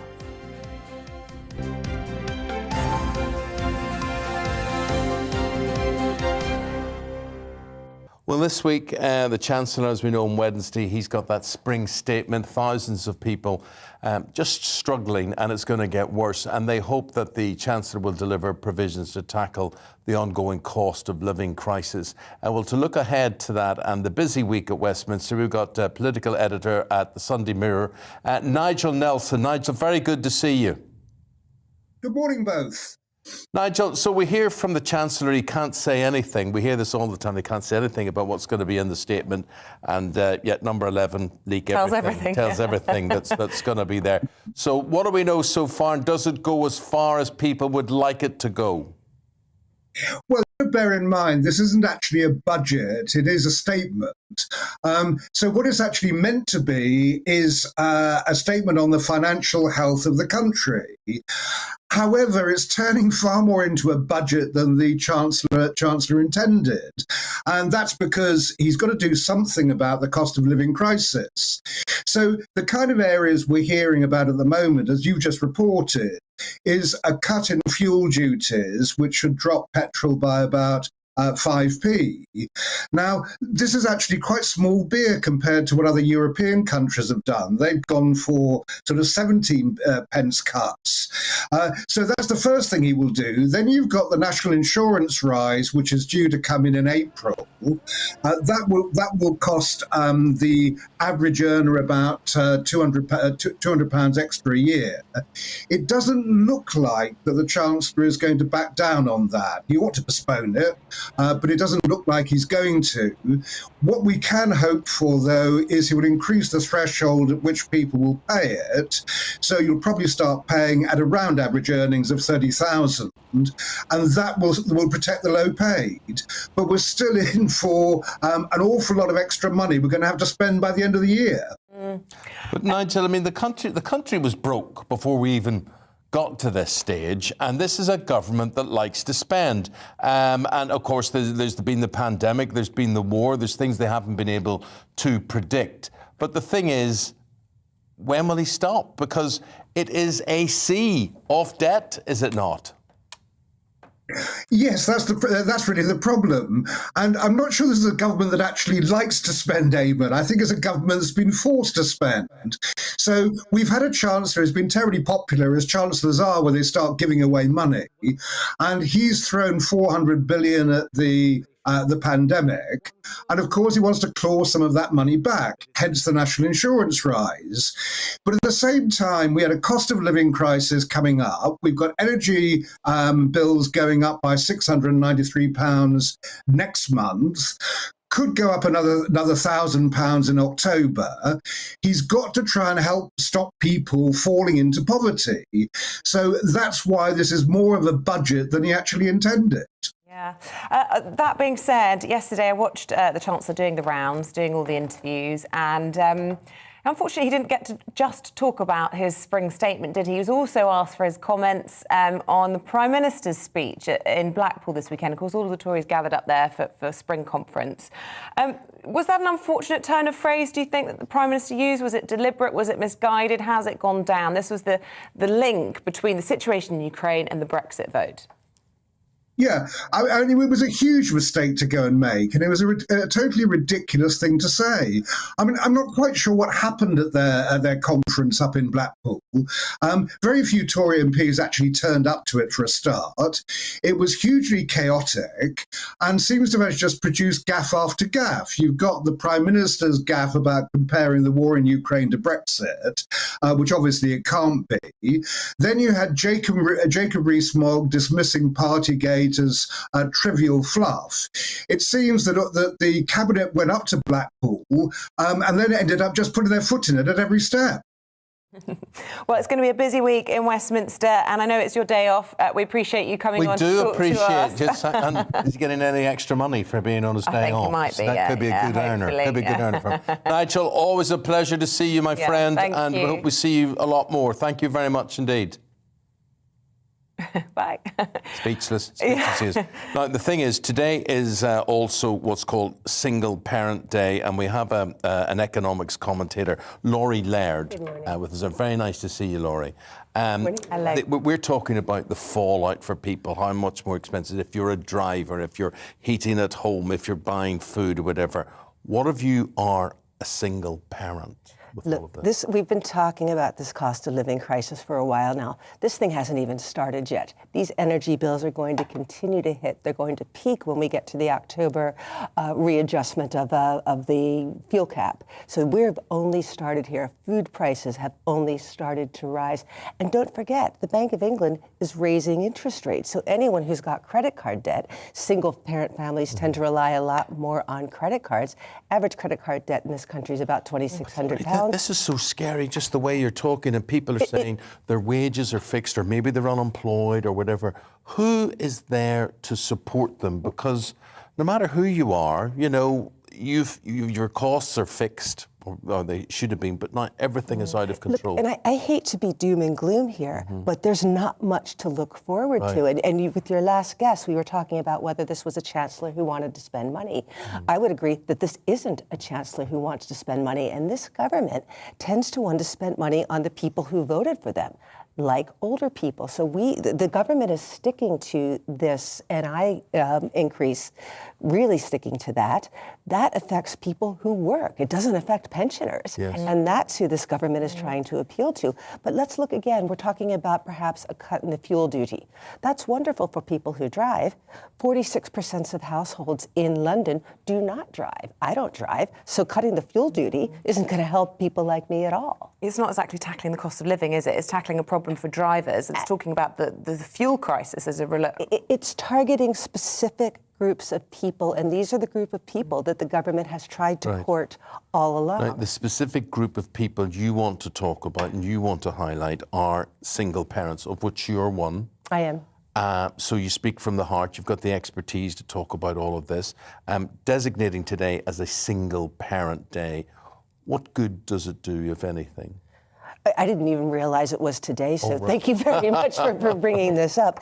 And I have to emphasize here, I've been very fortunate. I've been able to work through the pandemic, so I'm probably not representative of most single parents, but 50% of single parent families in London live below what's called the poverty line. Compare that to 12% of couples without kids, 23% of pensioners who are parts of couples. So we can see that single parent families are struggling more than most. Now, what do we have on the plate for people? We have a 3% rise in universal credit coming in next month. That's great. But inflation's meant to hit 8% come later in the year, possibly higher. That 8% is the Bank of England's forecast. Bank of England has been notoriously poor at forecasting inflation. So 3.1%, that means anyone on universal credit is taking a pay cut. And look, Laurie, you're speaking as, you're a mum, you've got 4 kids, supporting them on your own, hats off to you. But we're not just, I suppose it's important not just to talk about single parents. I mean, there are more single people than at any other time, aren't there? Whether that be through divorce, whether that be through deaths or whatever it is. In this country, part of the reason we have a housing crisis is more and more single people. But it means that as this crisis hits, more and more people have to face that alone. Absolutely. And bills are mounting up. And again, let's go back to credit card debt. So the Bank of England is raising interest rates. That's despite the fact that growth is slowing.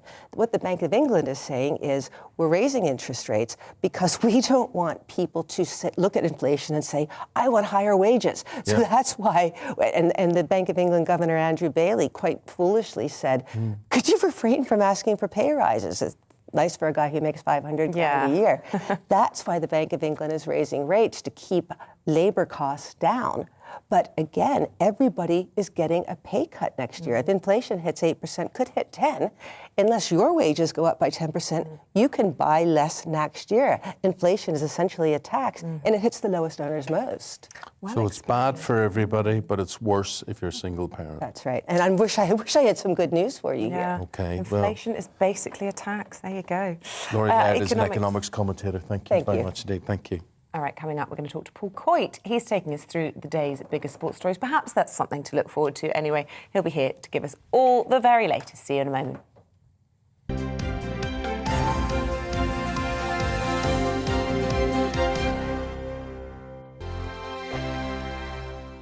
GB News is the UK's home of discussion and debate from all perspectives. To stay up to date on the latest stories, make sure that you subscribe to the GB News channel right here on YouTube. You can watch us live 24/7 across the whole world. You can also check out exclusive content and catch up on previous episodes of your favourite shows. Every day, we ask the questions that you'd ask, so why not add your voice to the conversation in the comments section? Don't forget to subscribe. We are GB News, Britain's news channel.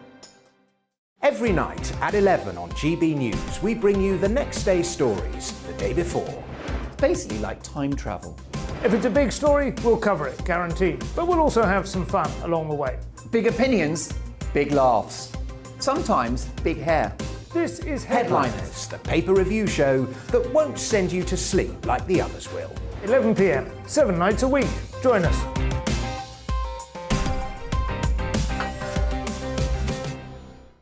Hello there, I'm Eamonn Holmes. And I'm Isabel Webster. And we hope you can join us for Breakfast with Eamonn and Isabel. You make me laugh out loud, belly laugh. Is that important first thing in the morning? Yeah, absolutely. And there's me trying to be deadly serious. News is a serious business. Yeah, I have to rein you in sometimes. Well, it doesn't stop us laughing at it. It doesn't stop us having an opinion on what's going on. Yeah. And it certainly will not stop us reflecting what you think. Weekdays from 6 to 9:30 on GB News. I'm Dan Wootton. Join me Monday to Thursday from 9 to 11 for the feistiest and most fun news debate on TV, where free speech reigns. I'll bring you a sharp take on the day's biggest stories, bombshell newsmaker interviews, and A-list guests. And I guarantee you, no spin, no bias, no censorship, and no reason to go to bed. That's Dan Wootton tonight, Monday to Thursdays from 9 on GB News.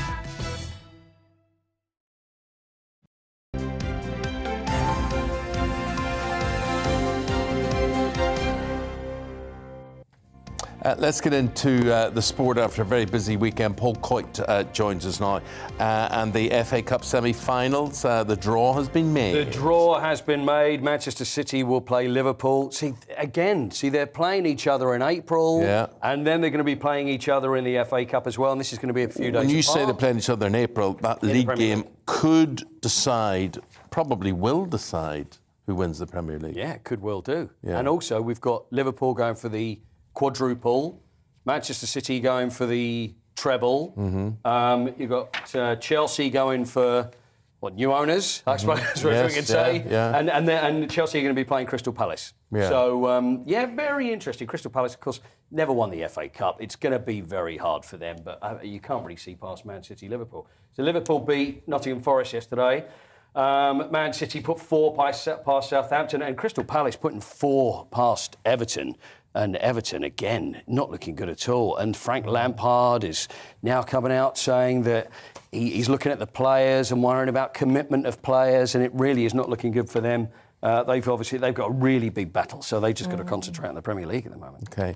It was the Bahrain Grand Prix yesterday. It was the Bahrain Grand Prix. I mean, the thing is, there's now so many changes, and it's difficult to try and keep up with because of all the excitement of the Abu Dhabi Grand Prix and how it ended last year. So there's engine changes, there's financial regulations, there's everything as well to do with tyres being different. So there's a lot of changes, but it went very well for Ferrari yesterday. And Charles Leclerc, first win for Ferrari since 2019 in a Grand Prix. Lewis Hamilton did fairly well, but it was down to the Red Bull and Red Bull who won it last year, and Max Verstappen, a bit of a disaster for them. So they did not get any points whatsoever, but it's all back and a lot of excitement. What about Six Nations? Bit of an underwhelming weekend, wasn't it? I mean, my husband's Welsh. He was devastated. Oh, I was at a nightmare because of the Italy thing? He couldn't even. He was just like, this is just humiliating, and he was getting abuse from all his friends. Then we went to a 40th on Saturday night, and everyone was watching that instead of It wasn't an Italian restaurant, was it? No, the England game was then on after, wasn't it? And it was just dismal. So it's all right for Ireland. I mean, sorry, yeah, that's true. Oh yes, and Ireland as well. But anyway, back to the story. It was okay for Ireland. But all the talk in the papers today is about Eddie Jones. Now, Eddie Jones, of course... He's the England manager. He is the England manager, and this time last year, England did not do well in the Six Nations, and the same things happen again.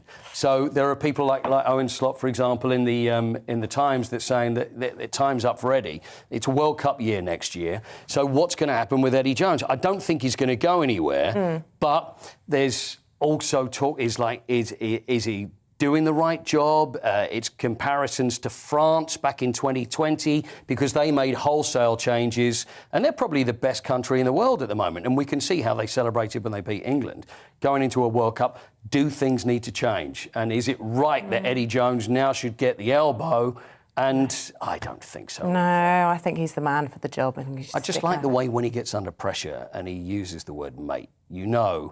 You'd often get... He just goes, mate. He says about 10 things in one word. Oh, mate. Mate. And if someone asks a tricky question, it's like, mate. And you think, I'm in trouble. Whereas normally you would think that would be a nice thing to say. But Eddie, a little under pressure, but I think he will stick around. I don't think he's going to be going anywhere. Stephen Gerrard was a bit under pressure at the weekend. He didn't like being questioned. No, and see, that's it. Another one. And it's also, there's Stephen Gerrard, there's Frank Lampard as well. There's a lot of managers that they've obviously got to put up with these questions. They're going to come thick and fast. But I think the questions are okay. I think the awful thing is these anodyne questions where reporters ask a question and give the answer all at the same time. Yeah. Oh, it must have been really tough for you out there. I mean, because you played really well, but you did everything you could, didn't you, Fred? And then you say, no, we didn't.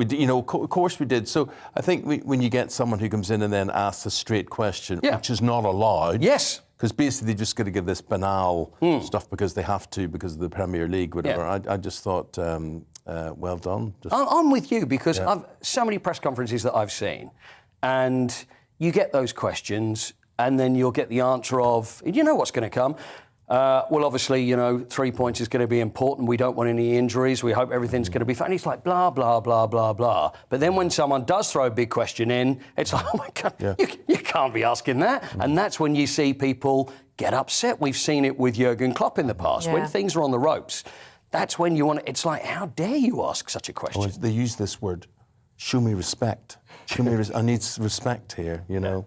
But, you know, we need to ask some of the questions. That's what I would... I'm glad that you've never asked me any tricky questions. So, so that's why you always get anodyne answers from me. I don't even know what that word means, but I still get it to you. Can I just complain, though, Paul? You did say, please stay for the sport, Isabel, because I'm going to sing to you. Oh, yes. And you haven't sung to What do you mean? What do you mean? What are you threatening? He was going to sing to me. Glory, glory. Tottenham Hotspur. How about that? There you go. Perfect. Ended on a high. Sounded cute. And that was who was going to sing to you? Yeah, he said he was going to sing to me, and then we almost finished the round without a sing song. Without woo you and... Well, it kept me in, yeah. Yes, yeah. How was the song, by the way? Was it lovely? Beautiful. Was it like an Italian restaurant there without the Welsh? Yes. You've done that before. Did the best I could. Thanks, Paul. Thank you very much indeed. Paul Coit there. The newspapers, we're doing that, all the top stories from what is inside and on the front covers of the papers with Christopher Biggins and Emma Wolfe, and they're going to be here right after this.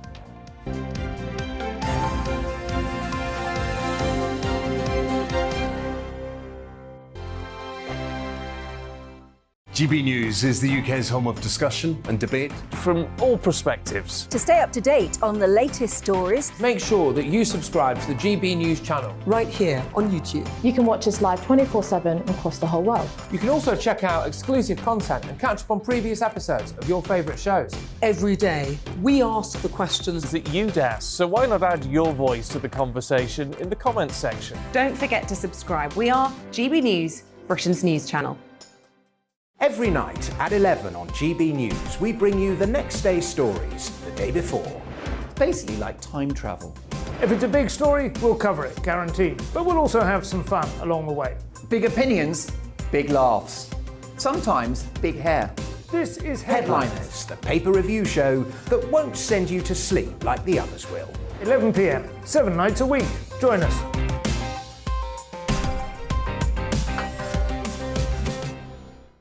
Hello there, I'm Eamonn Holmes. And I'm Isabel Webster. And we hope you can join us for... Breakfast with Eamonn. And Isabel. You make me laugh out loud, belly laugh. Is that important first thing in the morning? Yeah, absolutely. And there's me trying to be deadly serious. News is a serious business. Yeah, I have to rein you in sometimes. Well, it doesn't stop us laughing at it. It doesn't stop us having an opinion on what's going on. Yeah. And it certainly will not stop us reflecting what you think. Weekdays from 6 to 9:30 on GB News. I'm Dan Wootton. Join me Monday to Thursday from 9 to 11 for the feistiest and most fun news debate on TV, where free speech reigns. I'll bring you a sharp take on the day's biggest stories, bombshell newsmaker interviews, and A-list guests. And I guarantee you, no spin, no bias, no censorship, and no reason to go to bed. That's Dan Wootton Tonight, Monday to Thursdays from 9 on GB News.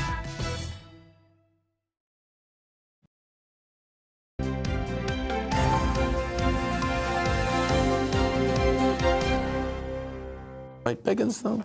We're having a look at the front pages of the newspapers now on this Monday, and we're going to begin with the Times. Times leading, as you know, most papers, matter of fact, all papers will have a headline on Ukraine. Russia's accused of genocide against civilians. This is in Mariupol. Yeah, the Mirror is highlighting the ongoing P&O mass firing scandals. The government gives the firm a deadline to explain their controversial decision. And if you work for P&O or did or used to work for P&O, let us know what you think on this. Get in touch at GBNews. Here's the Mail, the budget statement, which is out on Wednesday, and it looks like it's heavily hinted there is a decision to cut tax on fuel. Will it be enough? The other big story of the day, The Star is reporting that the Queen's former chaplain has hit out at stores for selling novelty hot cross buns. How dare they? Filled with chocolate instead of the traditional raisins. In fact, what was the phrase he used? He said it was the devil's work. Yeah, well, so good morning to the Reverend Martin Douglas on this. Reverend, good morning. As a cleric myself, I think that telling the story and reminding people of the reason of hot cross buns is a good idea. But being so narrow about different versions, we were talking about the ingredients and things in them, is counterproductive. I enjoy different versions and can still celebrate the original meaning at the same time. They are certainly not the work of the devil. Just enjoy them, says Reverend Martin Douglas. Apparently Gales opened hot cross bun bacon butty. KFC launched a hot cross bun chicken burger. And Aldi, one of the supermarkets, created a new gin liqueur flavoured with the bun's spices, which we know were used allegedly to embalm Jesus Christ. So there you go. History of hot cross buns for you. Let's get into the newspapers now. We've got Christopher Biggins and Emma Wolfe with those. Very good to see you both. And Kate and William in their tour of the Caribbean, Belize, and it's not without its controversy. This is from The Sun, page 4. And it's so fascinating. I mean, why did they make the royals dance? Oh, I'm so glad you brought that up. It is... For our entertainment, Biggins. It's so funny. I mean, you know, Charles is the archetypal one who, you know, we've all laughed at him. But, I mean, look at his son. I mean, it's just so embarrassing. He looks embarrassed as well. Hopefully we can find a clip of that and show people at home what we're talking about. But it was just so funny because he has got quite good snake hips, but he suddenly just stops halfway through the move because he's like, oh, this is so embarrassing. I know, he feels the embarrassment. I've just come back from Belize 2 weeks ago. Did you? Yeah. What's Belize like? Very, very nice indeed. I was on a cruise on the Sky Princess and it was lovely. We had a very nice time. That was one of our first stops. But it's lovely and they're great people, you know. But, I mean, everyone wants to dance. Yeah. Everybody wants to dance, right? Yes. So if they didn't dance, though, Isabel, they wouldn't be seen as much crack, would they? No, I mean, I understand why they have to do it, but it is embarrassing. It is embarrassing. Do you remember when Theresa May did a little dance at one of these things? It's just, why do we make people do it? But you know what? It is quite entertaining for us ordinary folk. No, you're right. It is. Are you much of a dancer? No, that was appalling. When Theresa May had to jiggy on stage at, I think it was the Conservative Party conference, that was absolutely... I think though jiggy may be something else. Painful. I'm just saying, boogie maybe. Boogie-woogie. Yeah. She wasn't made to jiggy. Just before we move on... She's got wooden hips and she shimmied on stage. Well, shimmy's a good word. There was a video recently that came out of Boris Johnson dancing at a do. Did you see that? It was doing the rounds on the internet a couple of weeks ago and he had his arms in the air. It's one of my favourite... Let's get people to send videos of famous people dancing. It's very funny. The person I know most of all who loves to dance... Right. I do love a dance. She just the rhythm takes over her body and everything jiggies and let's not. It's true. You were out dancing on Saturday night. I was dressed in my 80s gear. Do a little dance now. No. Oh, go on. It needs 2 gin and tonics. We need some music. She's off. Anyway, let's look at The Guardian, page 19. Emma, this is a story about when we were talking about it this morning. Actually, loads of people have been emailing in on it. Smacking. You're a mum. Yeah. Where do you stand on it? I think that probably the most severe kind of physical punishment that's going on is behind closed doors. I think it's great that Wales are bringing in this ban. They're following Scotland. So slapping, smacking, shaking, any kind of physical abuse is going to be outlawed in Wales and people are being encouraged to report anything they see in public. So that's a good thing, but I think that probably the real problem is happening, as I say, behind closed doors. So I'm not sure what that does really to address, you know, children that really are at risk from parents or carers. I can remember the last time I smacked one of my children. He's 29 years of age now, and he constantly reminds me of it. But I would feel ashamed of that now, and I would feel... I would say if you go back 30 years or so, it was deemed to be odd if you didn't smack your children, if you didn't discipline them. Now I would be of the opinion, why would you need to? And you very rarely see it in public, whereas when I was at school, I can remember, I think Mum and Dad didn't slap us, but I definitely remember a few taps on the bottom, whereas I don't... Oh, my mum and dad definitely did smack us. Yeah, and me too. Us, yes. And me. My mum was, you know... And I think it was good in a way, because it was a period, I know, where it was accepted. But, I mean, you learnt from things like that. Yeah, you did. It gives children a shock. It makes them stop. But I just feel, with a very young... I have a 19-month-old, and I'm very aware that you just don't go there. You just, you know, you feel the frustration. You feel frustrated and angry with them sometimes, but I think it's a slippery slope. I think you have to be really, really careful not to start. I think 19 is true. I don't know if I buy the slippery slope argument. I think if you are a mum of a very, very lively boy who is into everything, whether they're running towards fire or out into the road, and your reflex is something, that doesn't mean they're going to start shaking their child at home. I think it's just, you have to trust a loving parent to responsibly parent. That is assuming It is a loving parent. Well, let's outlaw non-loving parents then. But you leave the door open for non-loving parents to excel. I mean, now, when I was at primary school,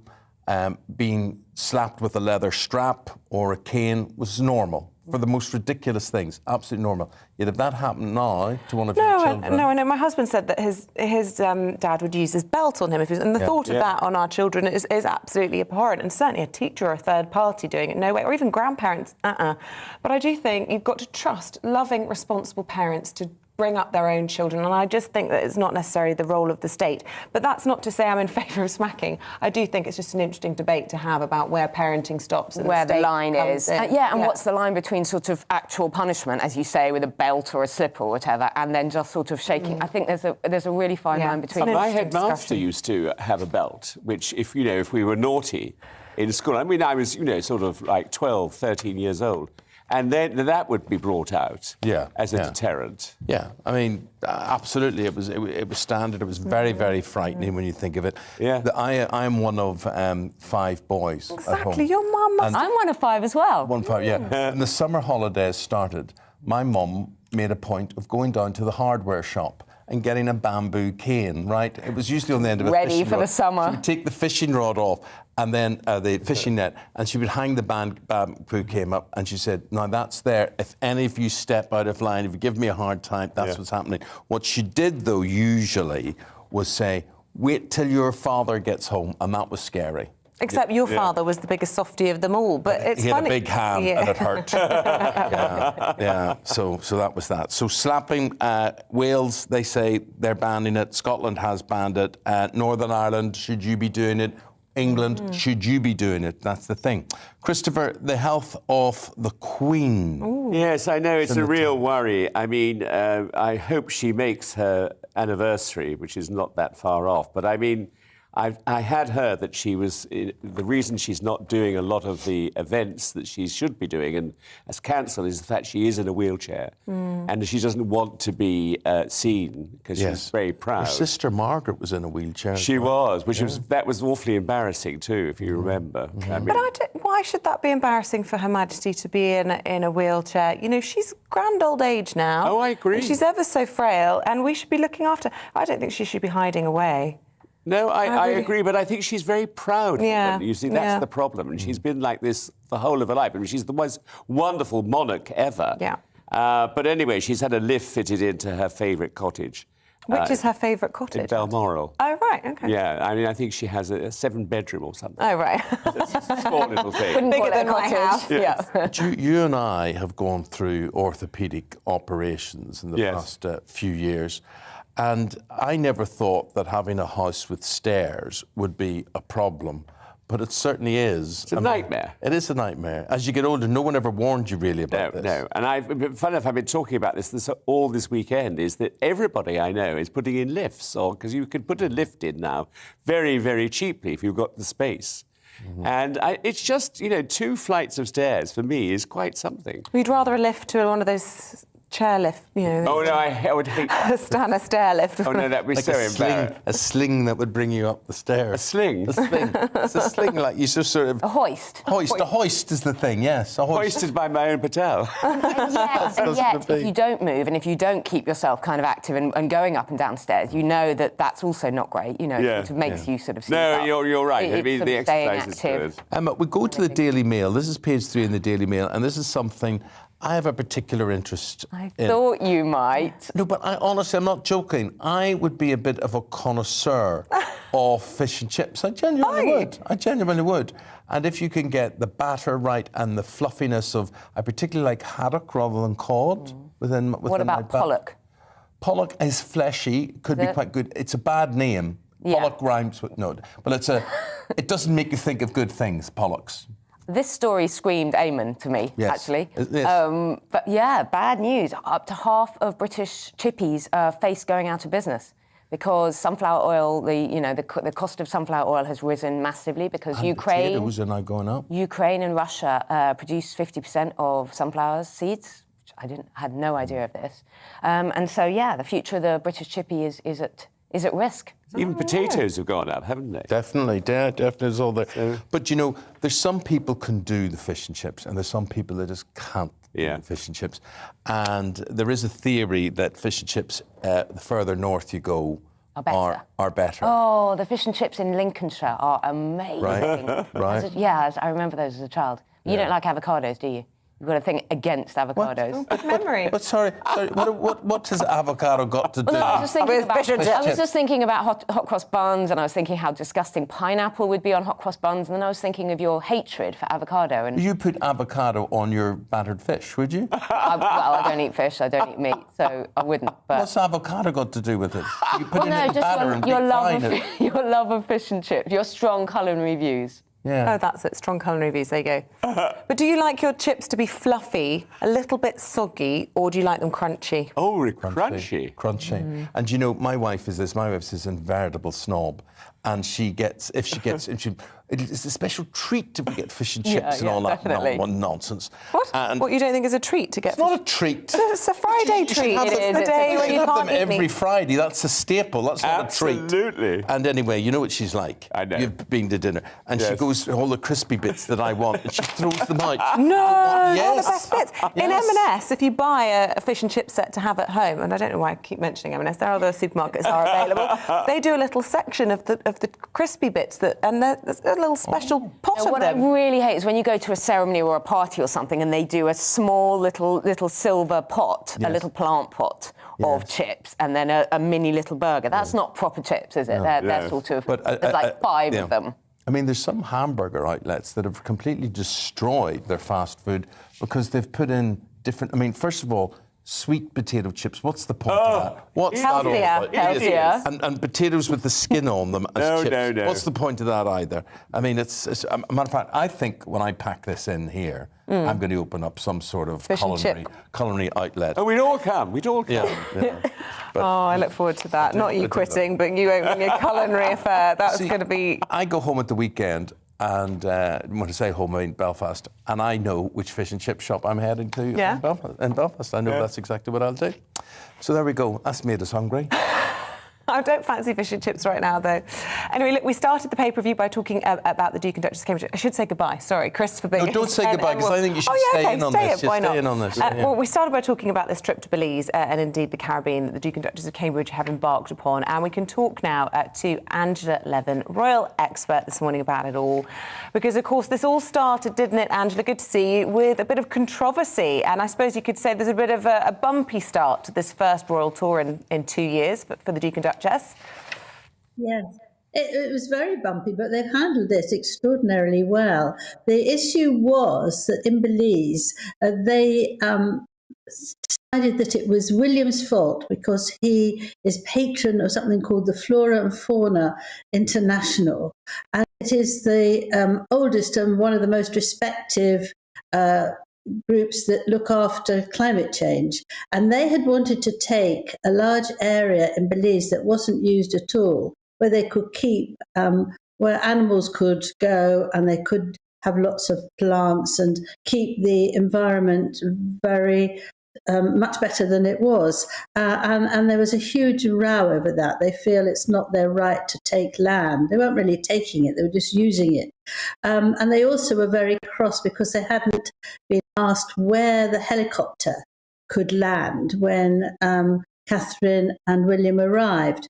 So they did this march and said, go away, go home, they don't want it. But what's very interesting is that there is now another march to say, please come back, we do want you. We do want you, we love you, please come back. And of course they can't do that because the programme has moved on. But it's quite interesting, and I wondered whether the first lot were actually anti-monarchists and they just wanted to try to make their stand about that. But the second one looked as if it had far more people, which I think is quite interesting. Or perhaps they watched them dance, as you just said.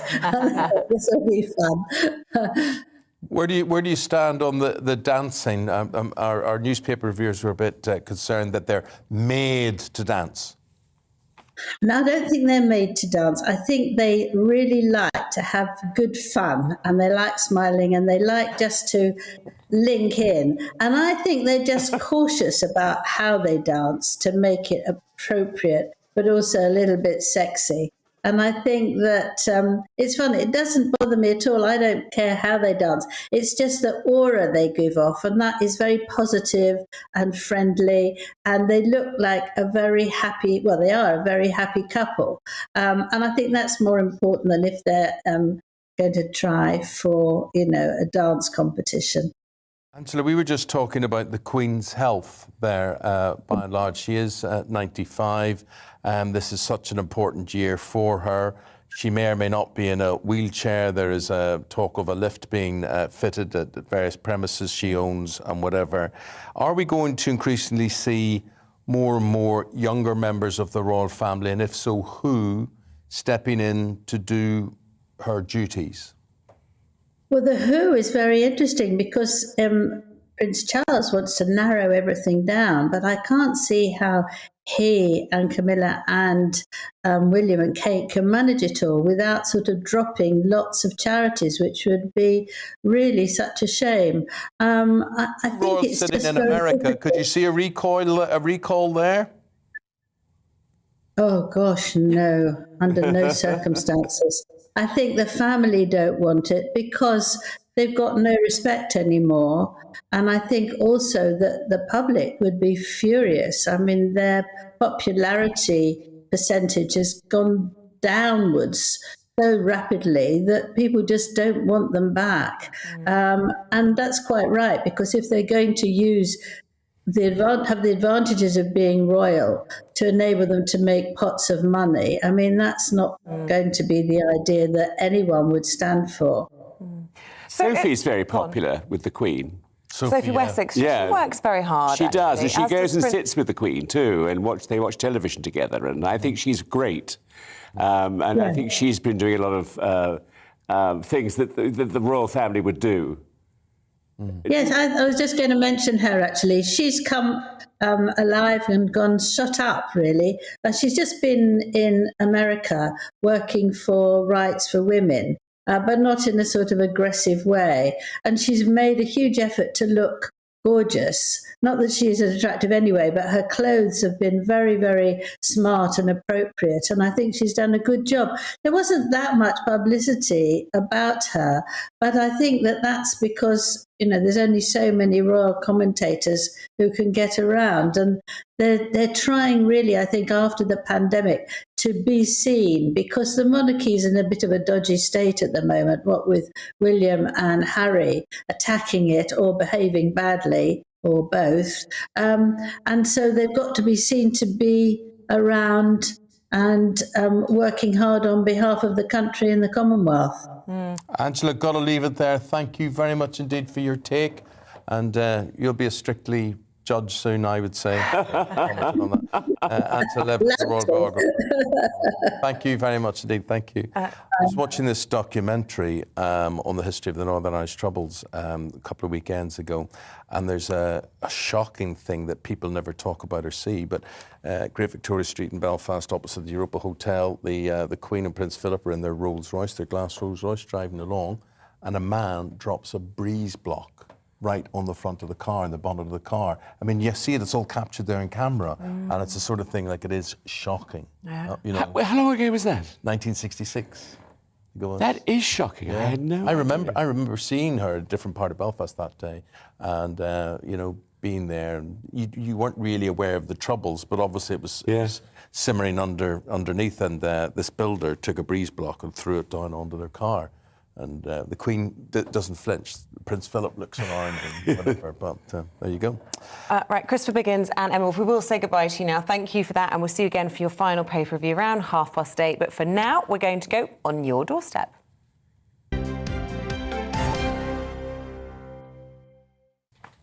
Today, we're in the northeast of England. Our reporter Rachel Sweeley is there in County Durham, and she will tell us exactly where. Good morning, Rachel. Hello, good morning. I'm in Sacriston in County Durham, and what's great about this area is its really strong sense of community. Now, it used to be a mining village, so that's probably why, but it's changed so much since then. There's pretty much a full high street, which is quite unusual for a village of this size.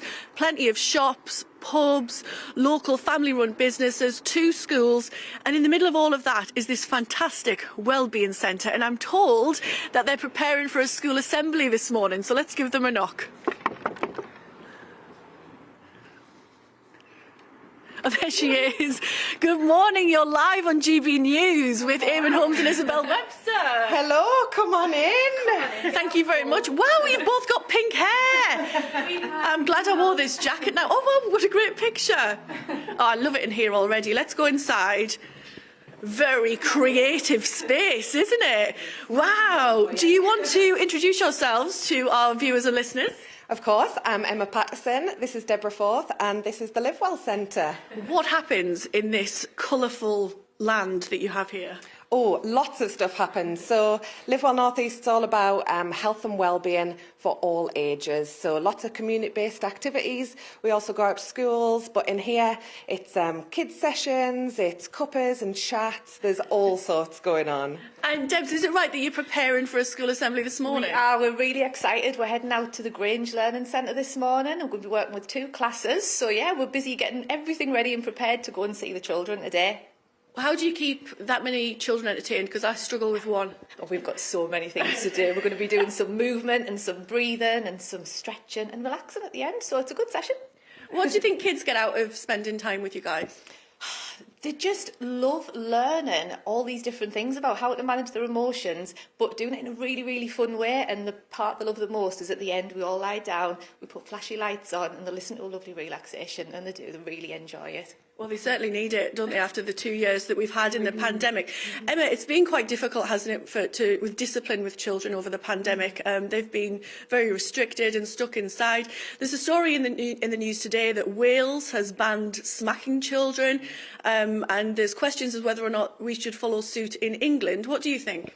Absolutely. I think you know, positive parenting, really, and absolutely we should be banning smacking. I think children need to be nurtured. They need boundaries, of course, but there are lots of ways to do that.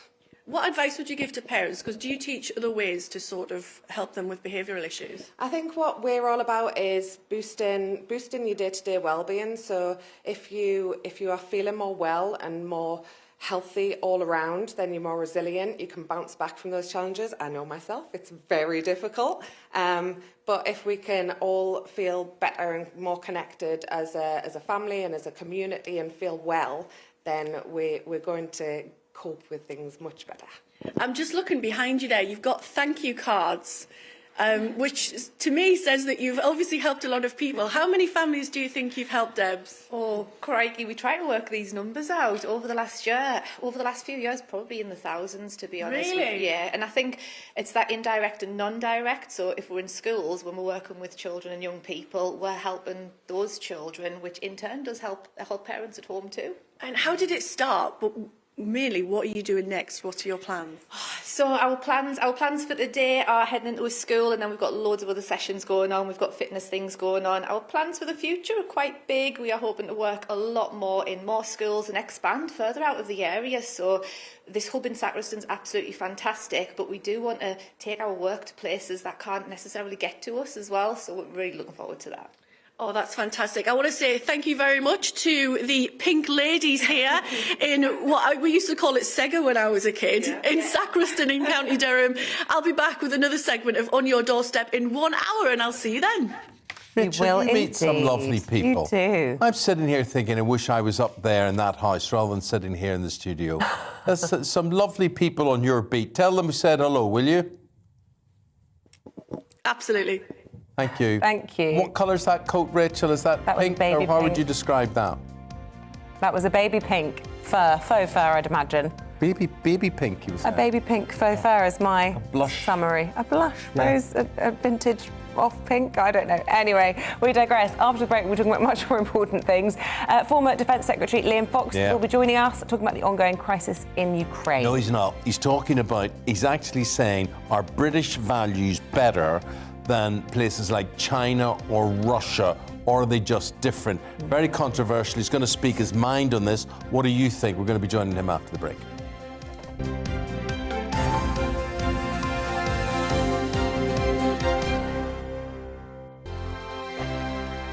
GB News is the UK's home of discussion and debate from all perspectives. To stay up to date on the latest stories, Make sure that you subscribe to the GB News channel right here on YouTube. You can watch us live 24/7 across the whole world. You can also check out exclusive content and catch up on previous episodes of your favourite shows.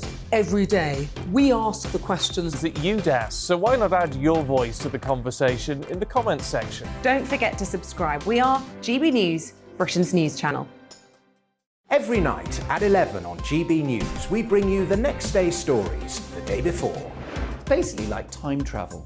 If it's a big story, we'll cover it, guaranteed. But we'll also have some fun along the way. Big opinions, big laughs. Sometimes big hair. This is Headliners, the paper review show that won't send you to sleep like the others will. 11 p.m, 7 nights a week. Join us.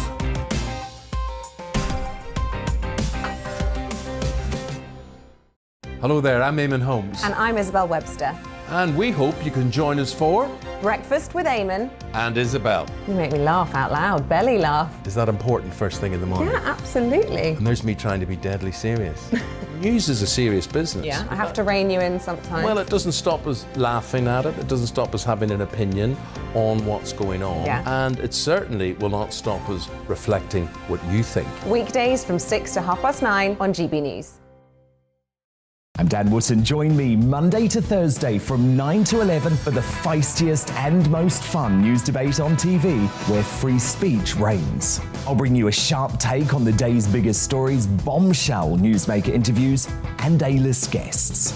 And I guarantee you, no spin, no bias, no censorship, and no reason to go to bed. That's Dan Wootton Tonight, Monday to Thursdays from 9 on GB News.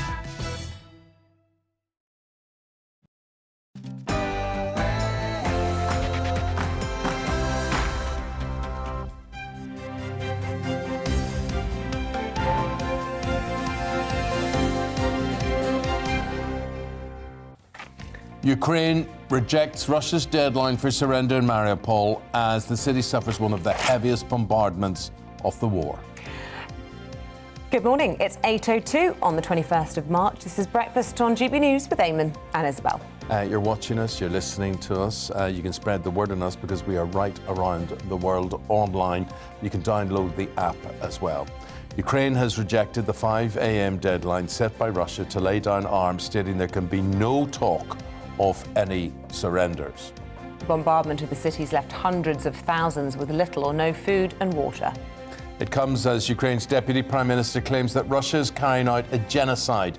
The UN International Court of Justice has ordered Russia to halt the invasion. We'll be asking the former Defence Secretary Dr Liam Fox what he makes of the current situation, and he'll explain why he believes British values are better than those of China and Russia. Also coming up in this hour of the programme, spring booster jabs will be available today for eligible people in England. We'll be finding out who's up first as the COVID vaccination programme continues. And it is World Down Syndrome Day. We're going to be speaking to successful model Lauren, who's on a personal mission when it comes to inclusion and acceptance. Plus, we're out and about. We're on your doorstep in County Durham with Rachel Sweeney, getting your views. But if you're anywhere else, you can join the discussion by emailing gbviews@gbnews.uk, or you can tweet at gbnews.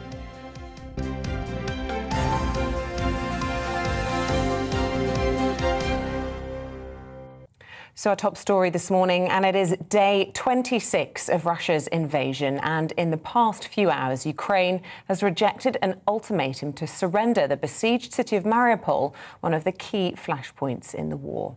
Russia says civilians would be allowed a safe passage out of the port only if the city laid down its arms. However, Ukraine says there's no question of it surrendering the strategic port city. 400,000 people have currently been trapped there with limited aid and supplies. Well, in response to the crisis in Ukraine, the former Defence Secretary, Dr Liam Fox, has said today that our values are better than those of China and Russia, and we need to say so. And he joins us now from his home. Dr Fox, very good to talk to you. And thanks for agreeing to it, because I was fascinated reading your article yesterday. And do you think you're a brave man saying that we're better than China and Russia as opposed to different? No, I don't think it's brave, actually. I think it's what probably most people in Britain think. Why should a city like Mariupol surrender itself to a country that doesn't have a proper democracy, that doesn't have a proper rule of law, and doesn't have human rights? I think that's a very good example. And the reason that I wrote that article, as you know, is that when I was speaking to students in Poland last week, they were really mesmerized and bewildered by the fact that these things were happening so close to them in Europe in the 21st century. And these are youngsters who don't remember the oppression of the Soviet Union or the Cold War or the Berlin Wall. And the point I was making to them is that the freedoms that they have come to take for granted were hard fought for, that they're not the natural state of affairs. And people sacrificed enormously to give us the democracy, to give us the rule of law, to give us the human rights that we have today. And they have to be preserved from bad and wicked people like Putin, who would take them away.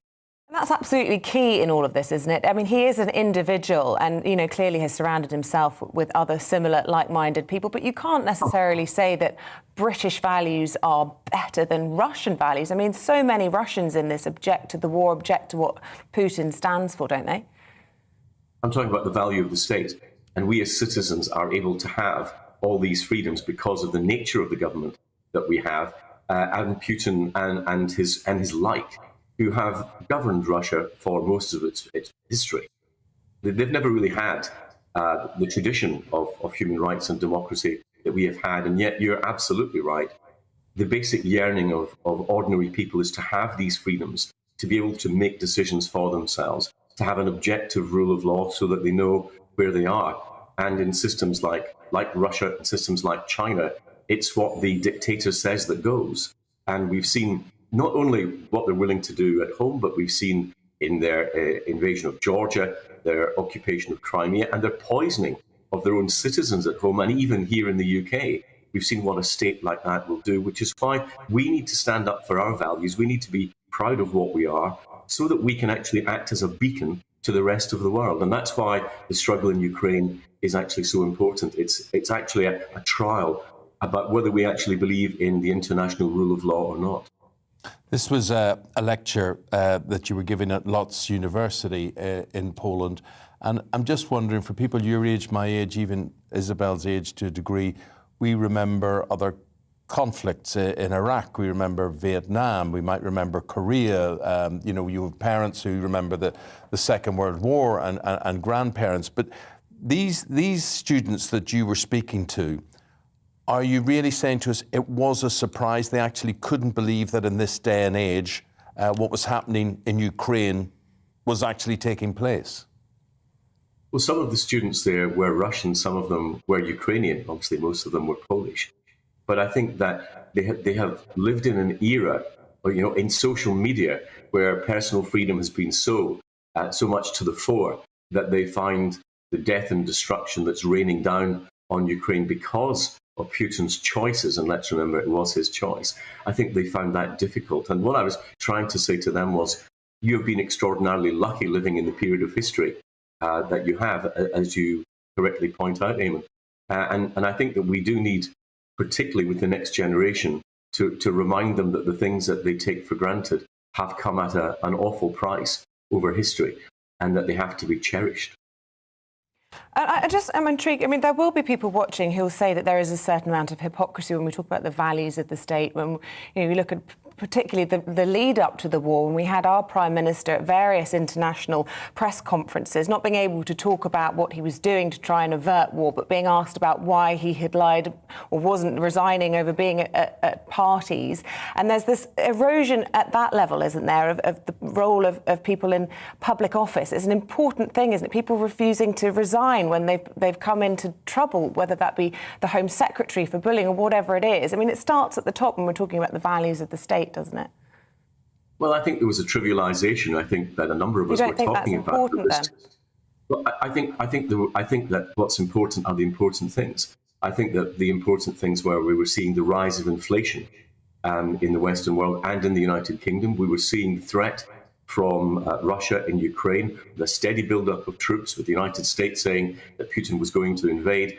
And I think our obsession with the Downing Street parties, while it might be relevant, I think was not in its correct place in terms of the proportion of the coverage that we had. And I think we should be paying a lot more attention, although I would be critical of going back all the way to, I think, the earlier years. I think we watched Putin, who actually gave a very clear speech at the Munich Security Conference in 2007, saying what he thought about NATO, saying what he thought about the West, and we have let our guard down. And partly that was, as we all know, an increasing dependence, particularly in Europe and especially Germany, on Putin's oil and gas. And I think that we need to recognize, when we're looking at our security issues, that our economic security, our energy security, our national security are now inextricably linked.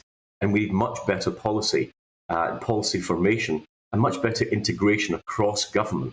I think that the structures of our government in Whitehall haven't changed over the years, and they really need to change to better reflect the interdependence that we have in the era in which we live today. Tell a very good story about in the past at a summit meeting, talking to a French senior member of the French government, and you talk about the Cold War and why the West had won, and you talk about fundamentalism against Islamic states. And the man answers you and he says, well, I don't really say that we are better. We can't say that nowadays. We can only say we are different. Tell us more. Well, the point I was making to him was that in the Cold War, we were willing to say that democracy was better than totalitarianism, freedom was better than oppression, capitalism was better than a state-run economy. And I said that why had that changed in the era of Islamic fundamentalism? Why were we not willing to say that religious tolerance was actually better than theocracy, that women's rights were better than imposed misogyny? And that's when he said, I think we're just different. And my view was that if we don't honestly believe that all those things are not better than the alternatives, how can we convince anyone else? If we in our own society don't believe that individual rights and freedom and an objective rule of law are better than the alternatives, what is the hope of us being able to lead the moral mission that tells the rest of the world why they should follow our model and not the model of China or Russia? Yeah, Liam Fox's article, you should look it up online if you haven't got a copy of the Mail on Sunday from yesterday. It's very interesting, it's very stimulating reading, and I do believe in this day and age it's quite brave, whether people agree with it or not. And he says, as he's just paraphrased there, he said, if we do not believe our values are better and worth defending, why should anyone else listen to us? We need more better and less different.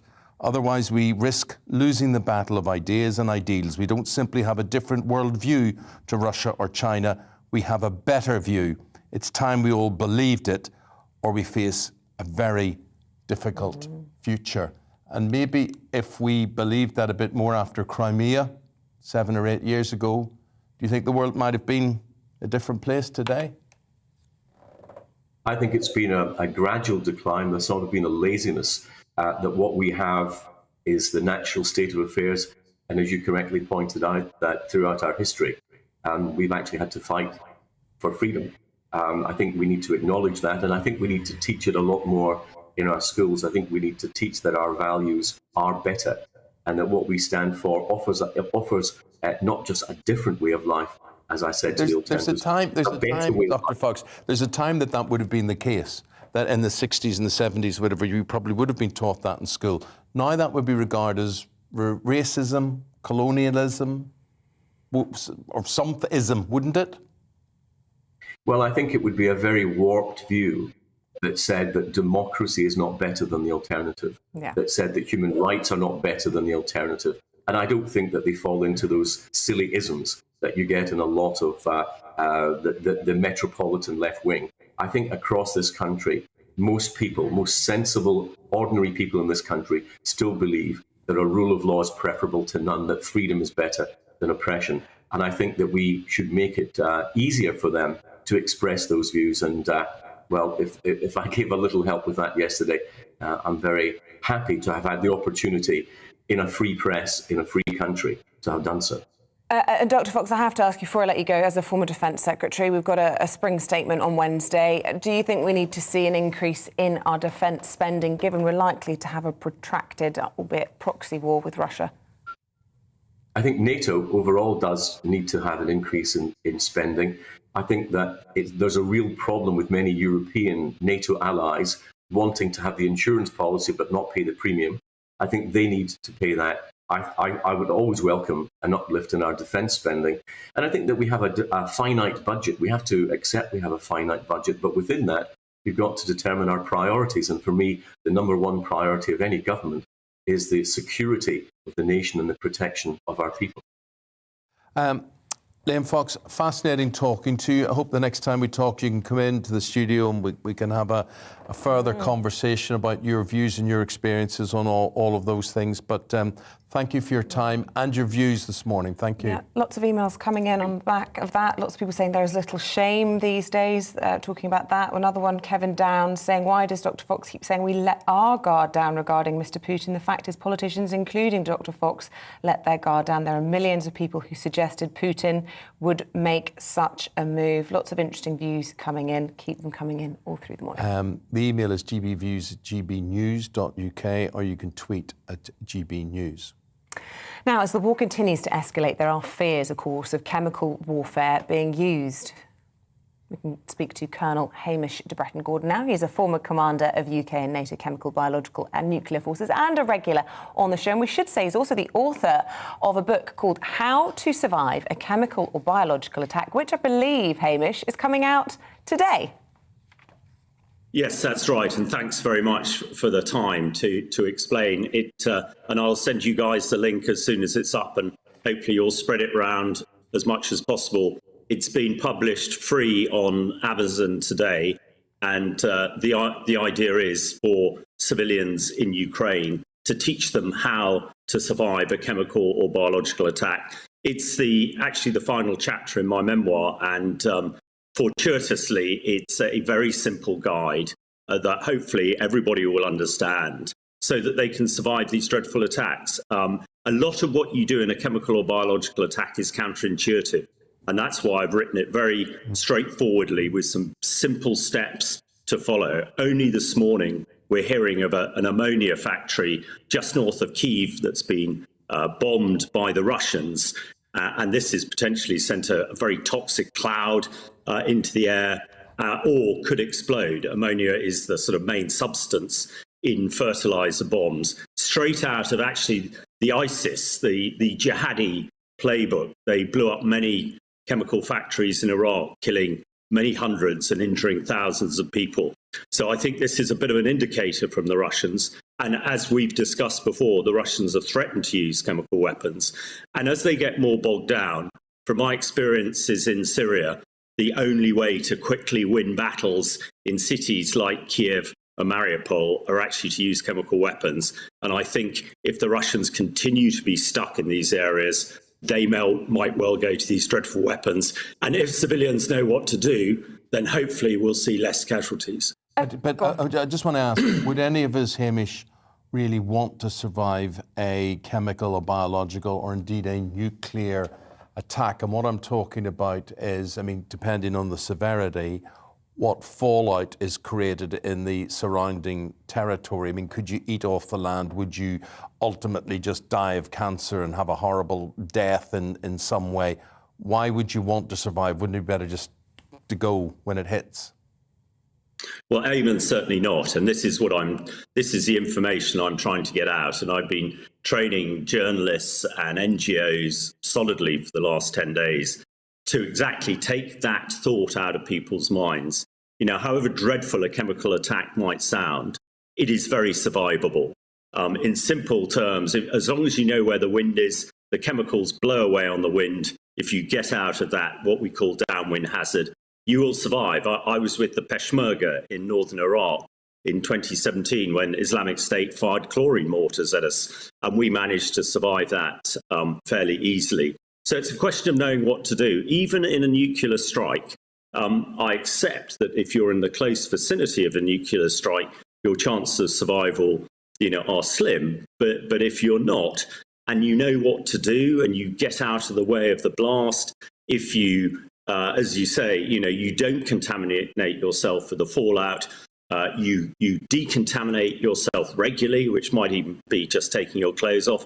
Yes, certainly you can survive. And the other reason that the message I'm trying to get across to the Russians is that the Ukraine people know how to survive these dreadful weapons, so don't use them. It's wasting your time. It's another war crime. It's another nail in Putin's coffin in the International Criminal Court. So I'm hoping it'll persuade them not to use them. And if they are used, it'll give them a chance to survive. And we did this in Syria over 5 or 6 years. And, many thousands of people survived who would have died had they not known what to do. OK, top tips. And just a reminder, people can download that for free today, especially for those people in Ukraine who might need to get some top tips. Hamish, always lovely to speak to you. Thank you so much for joining us on the programme. That was Hamish de Bretton-Gordon. And his book is called How to Survive Chemical or Biological Attack. The time is 21 minutes past 8. Yes, 25 dogs have been rescued from war-torn Ukraine by a volunteer from a Staffordshire-based animal charity. Elena Olifaruk, who is originally from Lviv in Ukraine, manages Paw Help Rescue and Adopt UK in Burton-upon-Trent. Yes, she says some owners are heartbroken at having to leave their pets behind as they flee the Russian invasion. Well, Elena travelled to Calais on Sunday to collect 25 pups from volunteers who transported them safely out of the Ukraine. Well, our reporter Balvinder Sidhu is with Elena and they join us now. Good morning to you, Balvinder. Just show us who you're with this morning. Good morning, Isabel and Eamonn. Yes, I'm with Elena. I'm with Mila, a rescue pup from Ukraine and Neither. Elena only arrived at 2 a.m, so I'm really grateful that you're joining me this morning. I mean, people have been mobilising themselves in all sorts of ways in this country, whether it's opening up their homes to Ukrainian refugees or collecting essential items and taking them to the border. But Elena here has been rescuing dogs that have been left abandoned as people leave their homes, devastated by the war and are trying to get away safely as possible. But Elena, tell me, what motivates you to help the dogs that need rescuing? I'm myself from Ukraine. The amount of stray dogs even before the war is horrendous, but now they're everywhere. The dogs that have been family pets are left closed at homes. They're just dropped in the streets. The amount of dogs that people want to bring to rescue, to leave, it's really, really high. We try to work now times harder to make sure we help as many animals as we can. What conditions were these animals found in? They're all in different conditions. Some are absolutely loving and just been dropped off by families crying and saying that unfortunately they can't take them. Some are being in really bad conditions, having no water or food closed at home and needing rescue in emergency. Some are very scared, hiding on streets because they've never been on streets. The amount of dogs now is so big and it's every day it's just growing. It's also important to note that your parents are in Lviv at the moment, but they've chosen to stay. Tell me, why have they chosen to stay? It's a very dangerous situation, which seems to be escalating by the day. Yes, they made a decision to stay for now. I said that anytime they can come and we'll help them, but they also help with the rescue dogs. They foster quite a few dogs for us while they're ready to come over, and it's their home. They don't want to leave. They feel they need to stay. Thank you so much for joining me. Mila here is looking for a home, so if anybody's interested in helping, Pause for Help has a Facebook page and you can join and look for more information through there. Oh, Balvinder, thank you. I'm sure lots of people will be wanting to give a home to that sweet little doggy. Thank you.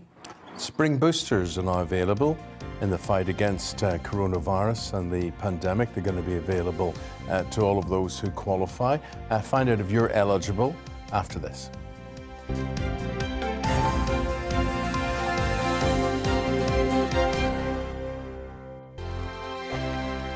GB News is the UK's home of discussion and debate from all perspectives. To stay up to date on the latest stories, make sure that you subscribe to the GB News channel right here on YouTube. You can watch us live 24/7 across the whole world. You can also check out exclusive content and catch up on previous episodes of your favourite shows. Every day, we ask the questions that you'd ask, so why not add your voice to the conversation in the comments section? Don't forget to subscribe. We are GB News, Britain's news channel. Every night at 11 on GB News, we bring you the next day's stories the day before. Basically like time travel. If it's a big story, we'll cover it, guaranteed. But we'll also have some fun along the way. Big opinions, big laughs. Sometimes big hair. This is Headliners, the paper review show that won't send you to sleep like the others will. 11 p.m, 7 nights a week. Join us.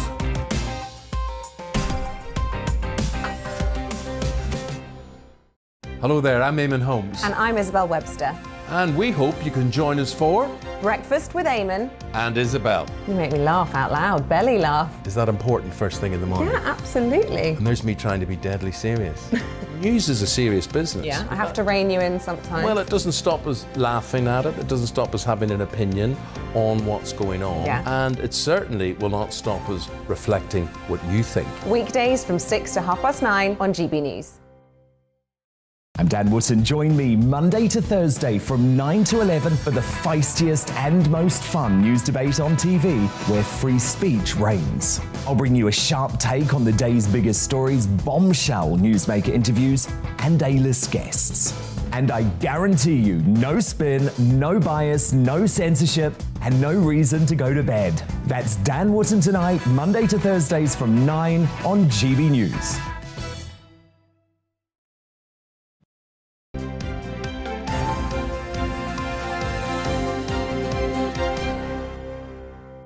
Welcome back. It's 8:27. Lots more coming up in the programme this morning. We're going to be meeting 24-year-old model Lauren. She's on a mission to show others that having Down syndrome should never hold you back. And after 9, we're going to be joined by the Shadow Minister, Jonathan Ashworth, who shares his thoughts on the cost of living. Yeah, let us know how you're coping with the rising costs and get in touch on email, gbviews@gbnews.uk, or tweet us at gbnews. Health matters now, and a spring booster jab will be offered to around 5 million people in the UK as COVID cases continue to rise. So let's talk to our doctor about this. Dr. Sarah joins us in the studio. Who are these going to be available to, Sarah? It's available to those over the age of 75, those that are in care homes, and those that are immunosuppressed or compromised.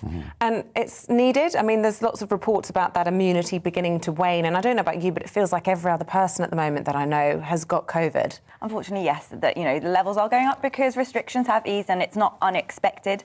But for those vulnerable groups that I mentioned, most of them had their last booster around 6 months ago. So it's the right timing for them to be getting that booster, because their immunity will start to wane. So what is the situation if you test positive for COVID? Can you still report for work? So I think it's now dependent on your workplace, because some workplaces are being more strict about it than others. Yeah. We've got somebody who's tested positive and turned up for work here today. Have we? Yeah. No way. Yes. Well, I don't think that's very responsible. But let's have a look what people at home think. We've been out and about in Coventry and asking them what they think about the boosters. Have a listen to see whether they think this is a good thing or what their views are. Will be the last one. You can't keep doing it all the time, can they? Really, at the end of the day. But I will have this one, but then that's it. Because then you've got the flu jab again in September, October time. If it means that we can stay in this level of freedom and, for instance, our kids are back at school, we have exams happening, definitely keep it going. It means we don't have deaths, we are not admitting people to hospitals. I think it's fantastic. I did actually catch COVID a few months back, and it was very, very mild. And I put down the fact that it was mild down to the fact I'd had the jabs. Personally, yeah. The more vaccine they've got in them, the better it is for everyone. You know what I mean, the more protection you can give people, the better it is for everyone. So yeah. I'm a pensioner, and I haven't got a vaccine, and I'm fine.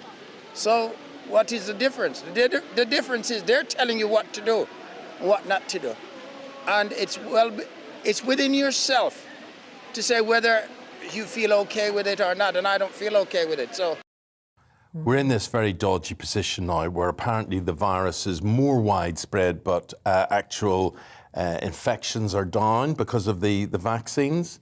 Yeah, vaccines, but also I think testing may not be quite as frequent as it had been at one point as well. So I suppose there's probably a level of it in the background that we don't know about. So this would be mine and yours fourth vaccination. Yeah, if I was I'm not qualifying for one for a long time. I don't imagine. But when it comes, it'll be your fourth. So what happens each time? Is it the same vaccine that we get, or is it tweaked in some way or developed in some way? So you can be offered either for this fourth one, either the Pfizer vaccine or the Moderna one. We don't have enough information yet to be changing the vaccine significantly. So with the flu vaccine, every year we change it based on the previous year's mutations and strains. Yeah. But obviously, we've not had this for long enough, really, to be changing it so frequently. So these boosters are the Moderna and the Pfizer vaccines that we love and know. And Dr. Sarah, I mean, we saw the amazing sort of Herculean effort from the NHS in rolling out the vaccines, all 4 rounds of them so far. GPs, we're hearing about it all the time on the show, super stressed and overworked at the moment, and we'll still now have to administer this 4th round. Yeah, there's always more work to be done with this pandemic. It's kind of the one that never stops giving. But we have done so well with our vaccination programs, and we've managed in GP practices to, get nurses to physicians' assistants. We've kind of outsourced as much as we can in order to make sure that we're still able to do our regular jobs as well. And how is morale going in GP practices, generally? Look, I think for a long time we've had a lack of GPs. We know that it's been a real difficulty, and so we've had difficulties there. Morale is fairly low, but I personally feel like I can see the end of it. And so for me, I feel like it's time to try and move through this. Yeah. See the other side. So, there'll be a lot of people shouting at the screen here. There's a lot of particular deniers, of course, of COVID and the effectiveness and the efficacy of vaccines. But by and large, your advice would be to what? Because I do think a lot of people think it's gone away. And it definitely hasn't. No, certainly hasn't. I think we all know people that have got COVID at the moment. It's not gone away. I think if you have been invited, please do go ahead and get that vaccination. You are in a vulnerable group, which means that you are more likely to suffer those ill side effects and complications of COVID itself. So please do go ahead, get your vaccination. If you aren't sure about it, speak to your healthcare provider. They'll help you. So, one of the things you would speak about is, will it still have the same strength? If this is vaccine number 4 for people, does its effectiveness wane? Now, of course, we don't know, because we still don't have the data from the 3rd booster to tell us, what this 4th one is going to be doing. But, through previous studies of similar types of vaccinations, we know that each booster you have gives you that added immunity. And just a final thought, if lots of people are getting COVID at the moment and they've had 3 vaccines, that's pretty good immunity, isn't it, after that? Would they still need to go for a 4th if they've recently had COVID, for example? Well, I think the point is it's that vulnerable group that we're trying to hit, and they're the ones that are probably shielding a bit more and, are not necessarily going out and catching COVID as floridly as so many other younger, healthier people. So really it's for them that we want to protect. Dr. Zaghari-Ratcliffe, thank you very much indeed. Thank you, appreciate that one. Your views at GBNews. Yes, we'll be going through the papers in just a moment's time with Christopher Biggins and Emma Wolf. See you in a sec.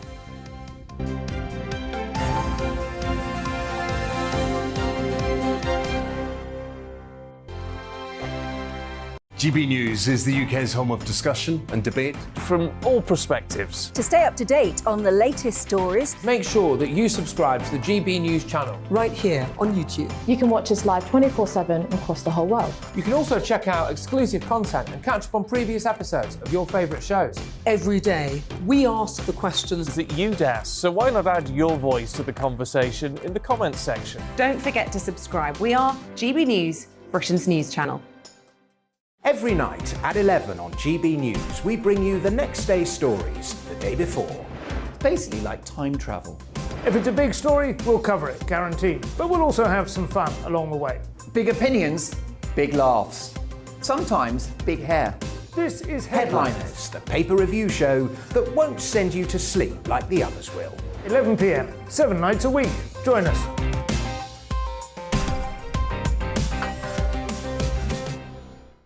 Hello there, I'm Eamonn Holmes. And I'm Isabel Webster. And we hope you can join us for Breakfast with Eamonn. And Isabel. You make me laugh out loud, belly laugh. Is that important first thing in the morning? Yeah, absolutely. And there's me trying to be deadly serious. News is a serious business. Yeah, I have to rein you in sometimes. Well, it doesn't stop us laughing at it. It doesn't stop us having an opinion on what's going on. Yeah. And it certainly will not stop us reflecting what you think. Weekdays from 6 to 9:30 on GBNews. I'm Dan Wootton. Join me Monday to Thursday from 9 to 11 for the feistiest and most fun news debate on TV, where free speech reigns. I'll bring you a sharp take on the day's biggest stories, bombshell newsmaker interviews, and A-list guests. And I guarantee you, no spin, no bias, no censorship, and no reason to go to bed. That's Dan Wootton Tonight, Monday to Thursdays from 9 on GB News.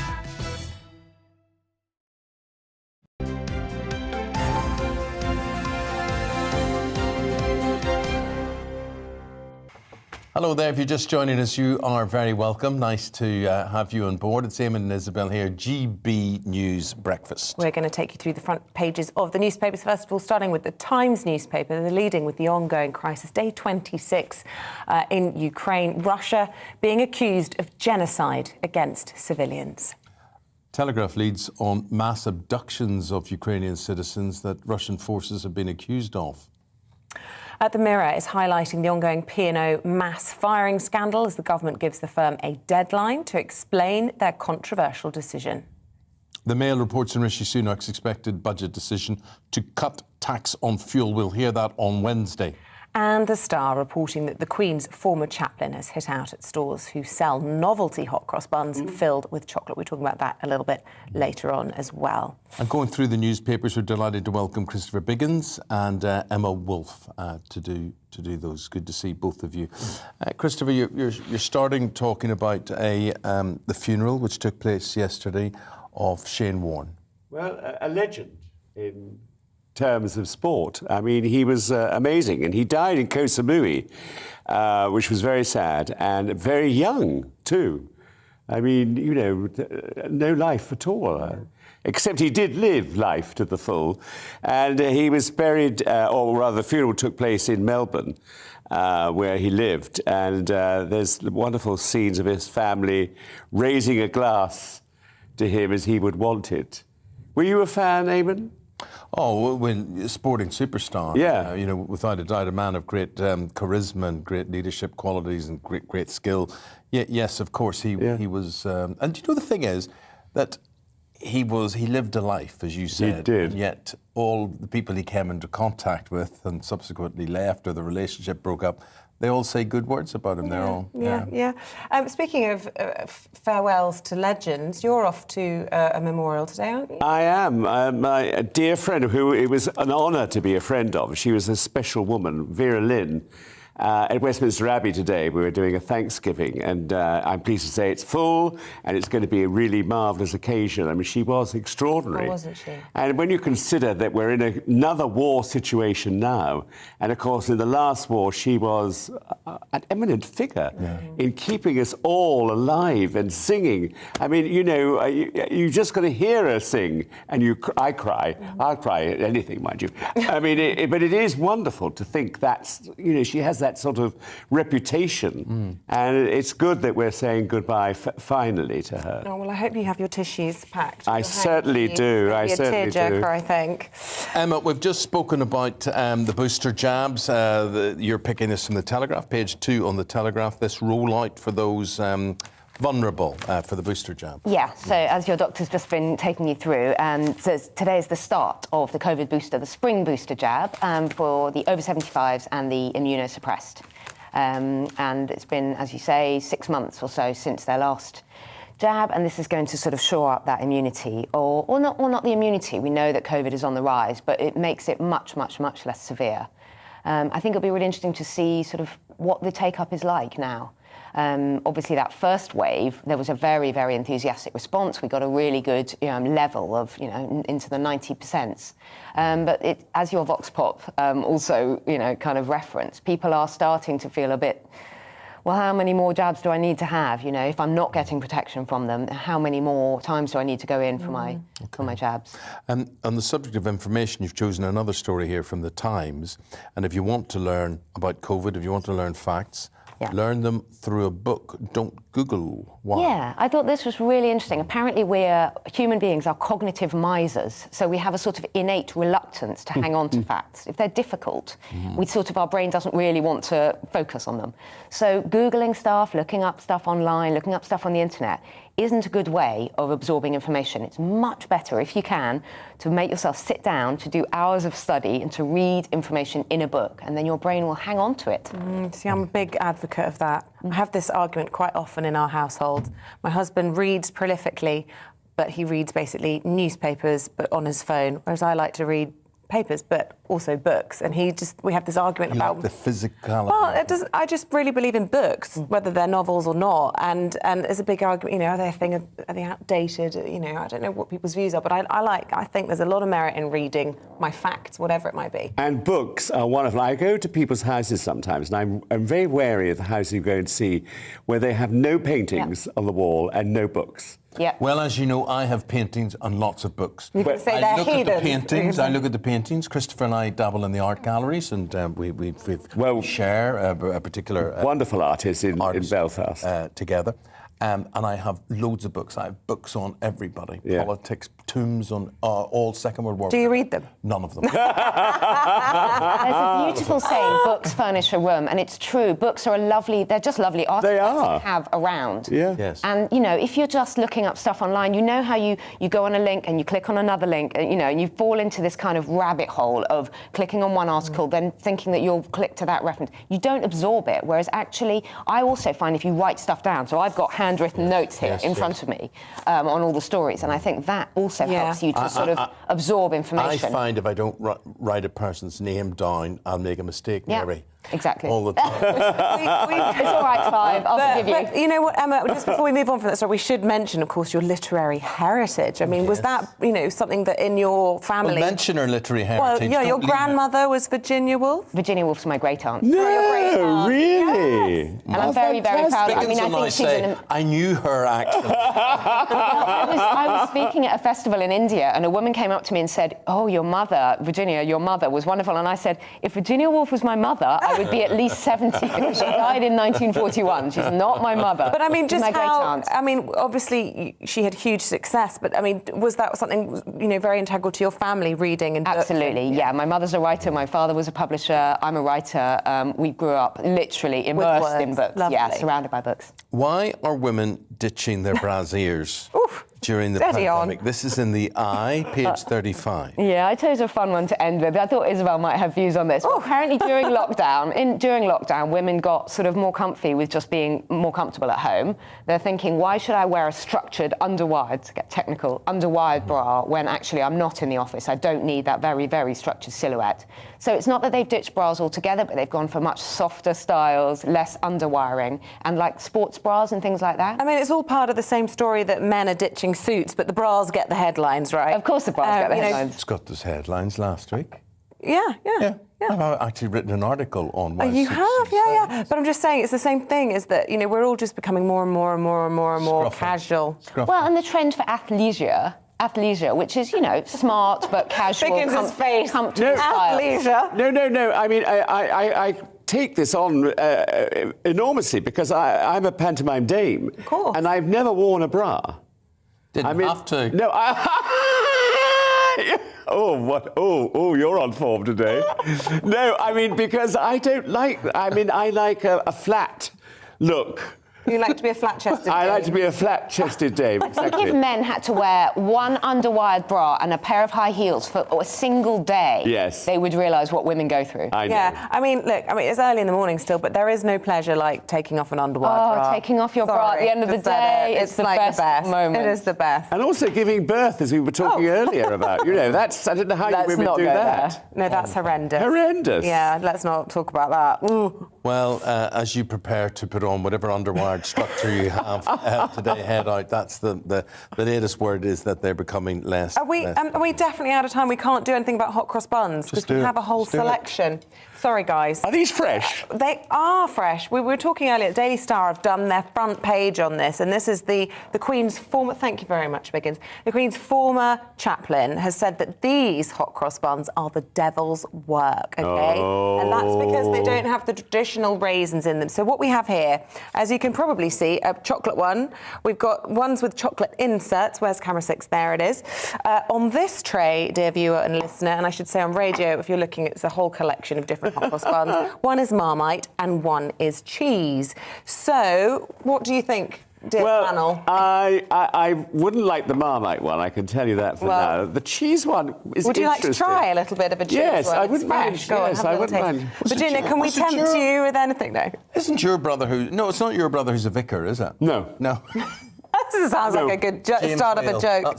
James Whale. Oh, flames shooting out of his ears. Oh, look, the cheese is very has good got a one. I thumbs up. like Go on, it. Eamonn, The chocolate one looks very, very wrong, doesn't it? It doesn't Somehow look quite it just right. looks No. very That weird. looks as though it's food of the devil. Yeah, it does. They still have the crosses on them, so I don't see what the difference is for the hardliners between a traditional hot cross bun. You're not to have pleasure.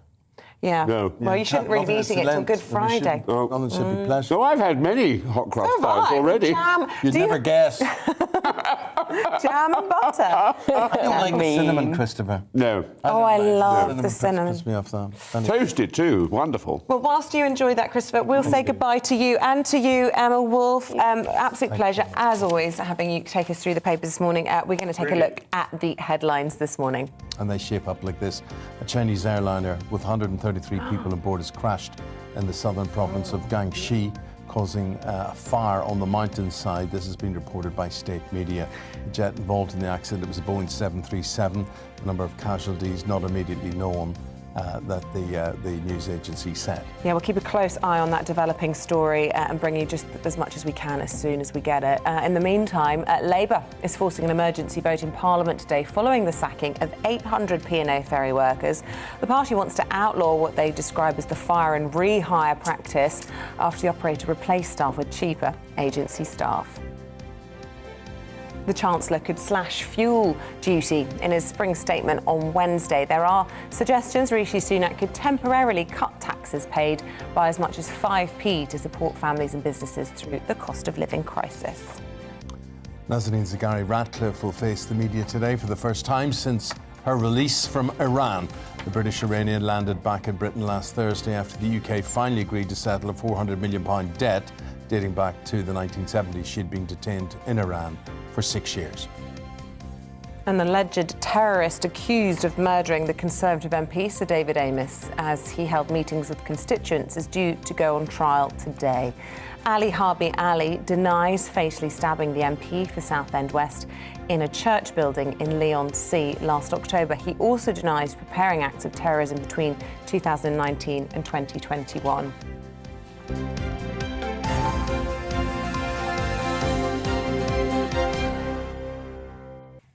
Today is World Down Syndrome Day, intended to raise awareness for individuals living with the condition. Yes, people with Down syndrome often face severe discrimination in society, yet disability activists have for years been highlighting the fulfilling lives enjoyed by those diagnosed. Well, we're to hear the life of our next guest, Lauren Hilaire.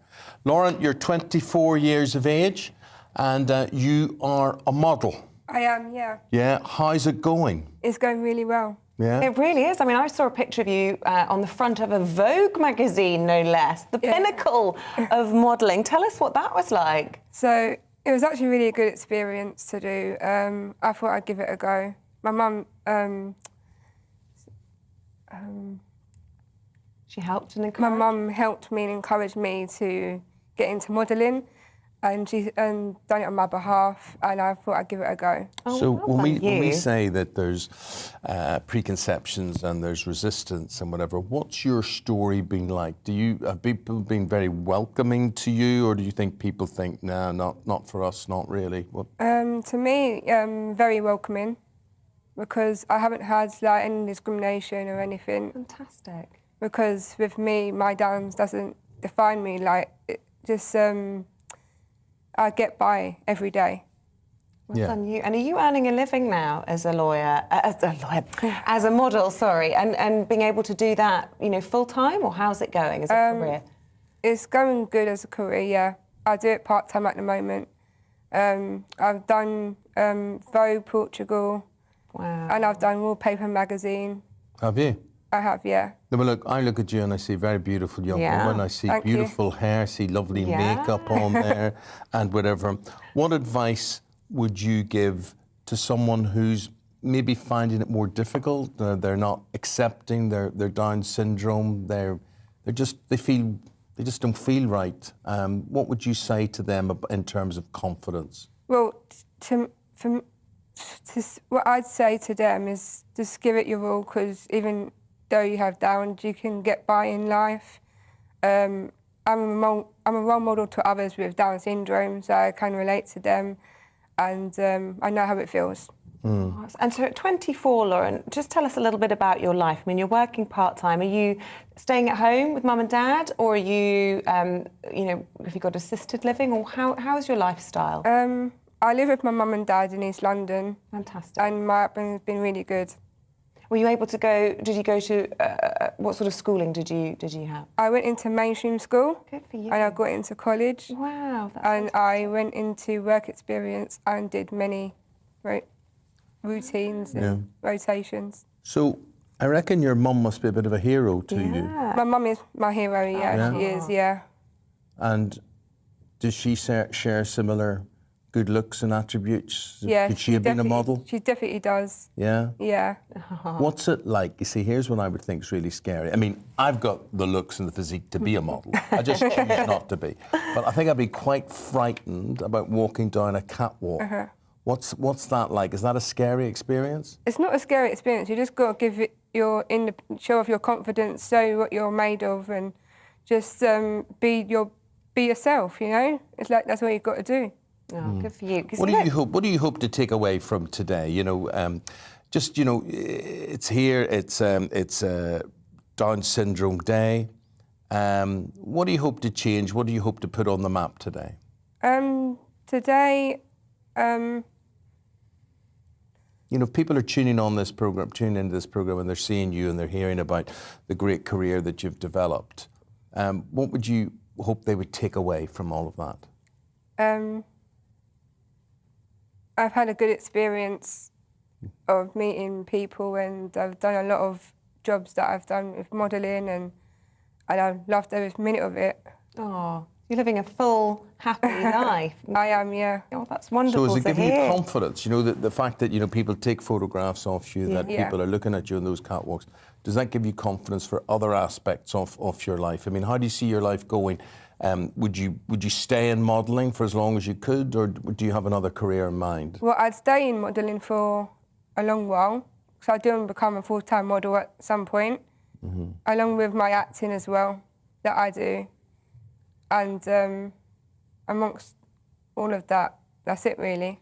You see, you've done many photo shoots in your time, Eamonn, haven't you? And I've done a couple, and it's hard work. I mean, it can be 6-7 hours. People wouldn't believe the amount of time goes into getting pictures taken. Just to get a good photograph. Yeah, so, you know, it's not an easy job being a model. Do you find sometimes it's quite hard? It's not just all glamour, is it? There's a lot of hanging around and standing up for hours on end. Yeah, well, for me, it's not that hard, because I don't see it as a negative. I see it as positive. And my mum and my dad have always told me right from wrong, and they've banged me up, and I'm here. And they literally gave me a good life, they gave me a good upbringing, a good sister, good family. You're amazing, Lauren. You're absolutely fantastic. And it's just such a positive attitude as well. Keep on strutting your stuff, girl. That's what I would say. Your stuff, and we'll follow your career with interest. Happy Down Syndrome Day. Thanks for coming in. Thank you. And thank you to your mum and your dad and your lovely family as well. So it is now 6 minutes before 9 o'clock. It's time for On Your Doorstep.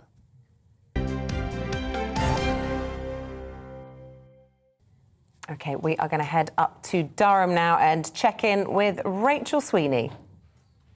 How are you doing, Rachel? Hi, good morning, Eamonn and Isabel. I'm in Carville in County Durham now for On Your Doorstep. I'm not car shopping, I'm here for a reason, I do promise. Now, on GB News, we've been talking extensively about petrol prices and how the fact that oil has dropped in price over the last week, but petrol prices remain at record highs. Now, our presenter, Liam Halligan, put it to the Secretary of State for Business that why has this not happened? Why has petrol not followed suit with oil? Now, we need to know why is this affecting families here and how is this affecting local businesses? So I've come to the A690 Specialist Car Garage. It's a family-run business, and this is Phil Oldroyd, who runs it. Tell us a little bit about your business. Morning. Yeah, the company's called A690 Specialist Cars. We've been going since 2008 we started. Things have been going quite well, especially when you look into how the world is at the moment, and everything's hit us all at once. First of all, you've had the pandemic, then you've got obviously the problems in Ukraine, then you've got oil prices. I mean, run the business, a small business like this, you're basically like a rabbit in the headlamps. But this moment in time, we can't complain. Now, 2008 was not an easy time to start a business, was it? No, it wasn't. When I looked at it, I said, should we not start it? Everything was planned for that, and I said, why not? And in fairness, it was the right decision. But like any business, it's down to your staff. You get good staff, you get half a chance. And we really have moved on. Things are prospering. We're in the process of opening up a new workshop, 6,500 square feet. That is going to bring extra jobs into this place. Everyone's on a real high. We've just got to keep it going. New jobs are fantastic. How many are we talking? Well, this new unit, it's going to have 6 ramps in there, 2 ovens. We'll have about 14 staff. That's fantastic. How are petrol prices affecting your plans for development? It's obviously affecting it because you're trying to budget to say, right, how much is the cost going to be? And costs just seem to be going up and up and up when you look at oil prices, electricity prices, gas prices. People don't realise that businesses, obviously, the rise or the fall on overheads. And if your overheads are going up, you've got to be very, very cautious. And it does put a dampener on things. But if you've got a good business plan, and like I said, if you've got staff that can carry that through, you're OK. What do you want to hear in the spring statement on Wednesday? What would help you? Well, I think the government's got to really help businesses. Because if they help businesses, they're then going to help the public. They've got to bring oil. Well, the oil prices are supposed to be coming down, but we're not seeing it at the pumps. People then say, well, why aren't we seeing it at the pumps? They always quickly put the price up of fuel. Now, the oil price is coming down. Why isn't the prices falling? Absolutely. I just want to take a quick moment to point out this football shirt behind Phil here. It's a Sunderland shirt. They sponsor a team. And Durham is known for its being so split between Newcastle and Sunderland. Isn't that right? It is. Here it's 50-50. I'm a very, very staunch Sunderland fan for my sins. We are not doing very well at the moment. We're not going to get into that. My dad's Sunderland, my husband's Newcastle, but I can say that I'm impartial. Thank you for joining me for On Your Doorstep. We'll see you very soon. OK, great. Thank you, Rachel. Good clarification on your impartiality there, like it. It's a nice time to get a new car. Yeah, I know. Sun's shining and nice. Anyway, we'll take a break there. We're going to have the very latest on Ukraine right after this. Please do stay with us.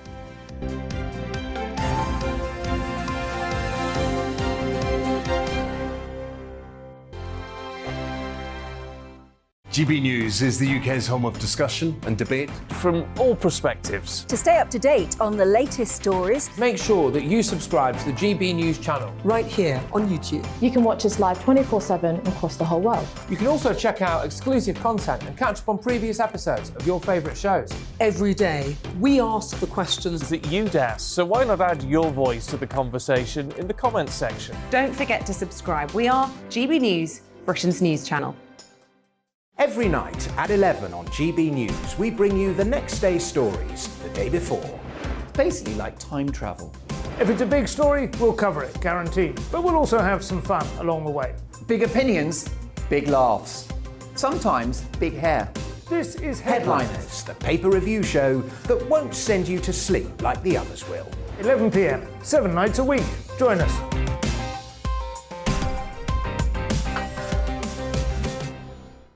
Hello there, I'm Eamonn Holmes. And I'm Isabel Webster.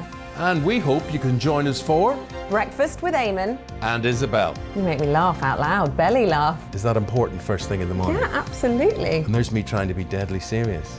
News is a serious business. Yeah, I have to rein you in sometimes. Well, it doesn't stop us laughing at it. It doesn't stop us having an opinion on what's going on. Yeah. And it certainly will not stop us reflecting what you think. Weekdays from 6 to 9:30 on GB News. I'm Dan Wootton. Join me Monday to Thursday from 9 to 11 for the feistiest and most fun news debate on TV, where free speech reigns. I'll bring you a sharp take on the day's biggest stories, bombshell newsmaker interviews, and A-list guests.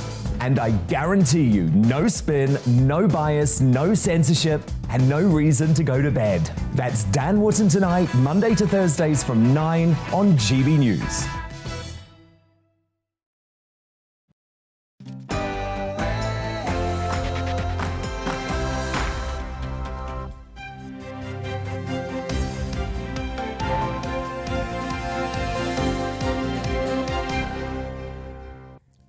Russia is accused of genocide by Ukraine's Deputy Prime Minister as fighting in the city of Mariupol escalates. Hello there, very good morning to you. It's just after 9 o'clock, it's the 21st of March. This is Breakfast on GB News with Eamonn Holmes and Isabel Webster. We are live across the world on your radio, on TV and online. And this is what's leading the news this morning. Ukraine has rejected a 5 a.m. deadline set by Russia to lay down arms, stating there can be no talk of any surrenders. The bombardment of the city has left hundreds of thousands of people with little or no food and water. It comes as Ukraine's Deputy Prime Minister claims that Russia is carrying out a genocide. UN International Court of Justice has already ordered Russia to halt its invasion. Also on the programme this hour, we're going to be discussing the ongoing cost of living crisis with the Shadow Minister for Work and Pensions. That's Jonathan Ashworth. He'll be giving us his message to the Chancellor, Rishi Sunak. Plus, we want to hear from you on anything we've been discussing today or will discuss by email us, gbviews@gbnews.uk, or you can tweet at GBNews.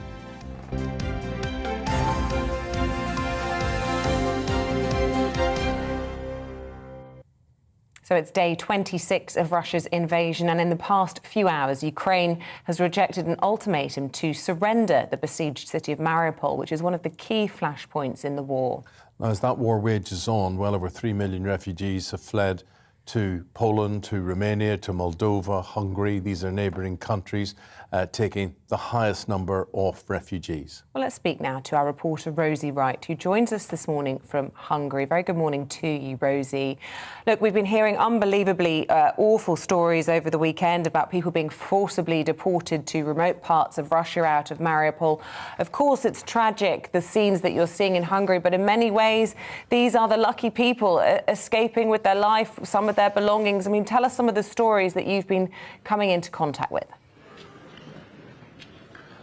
Yes, Isabel, a train's actually just arrived. We can see families getting off the train from a town called Chop. That's the main way to get over this border.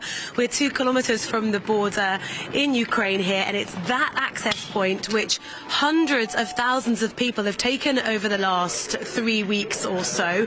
And then there's trains going off to Budapest. So some families are arriving directly here, literally with what they can carry, crucially their documents, their passports, to make sure they can then move on to another location, and many of them then choosing to get a train to Budapest. I'd like to introduce you to a family who are doing exactly that this morning. Once you arrive here, there's a team of volunteers who can help with things like food, accommodation, transport. One family waiting to make a journey to Budapest in a couple of hours' time to get the train is that of Natalie's family, and 2 of her sons are here. Mark, thank you very much for talking to me. Mark is, Nicky, is 11, and Mark is his 9-year-old brother, and they've got another brother who's just 1.5. We've had permission from their mum to talk to us. Just explain to us, Nicky, you've come from Kyiv. What was life like a few weeks ago before the war started? Яке було життя декілька тижнів тому, коли війна почалася в Києві?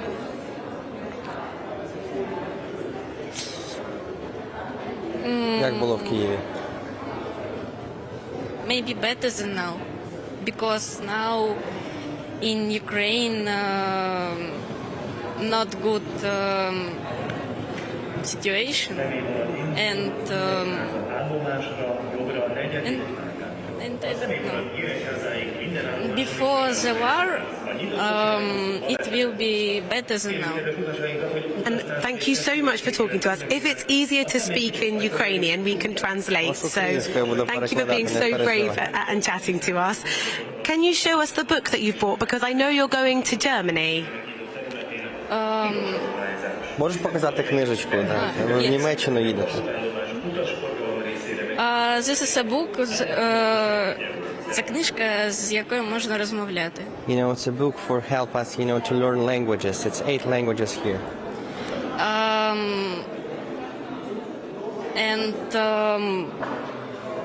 Кажи українською, я перекладу, не переживай.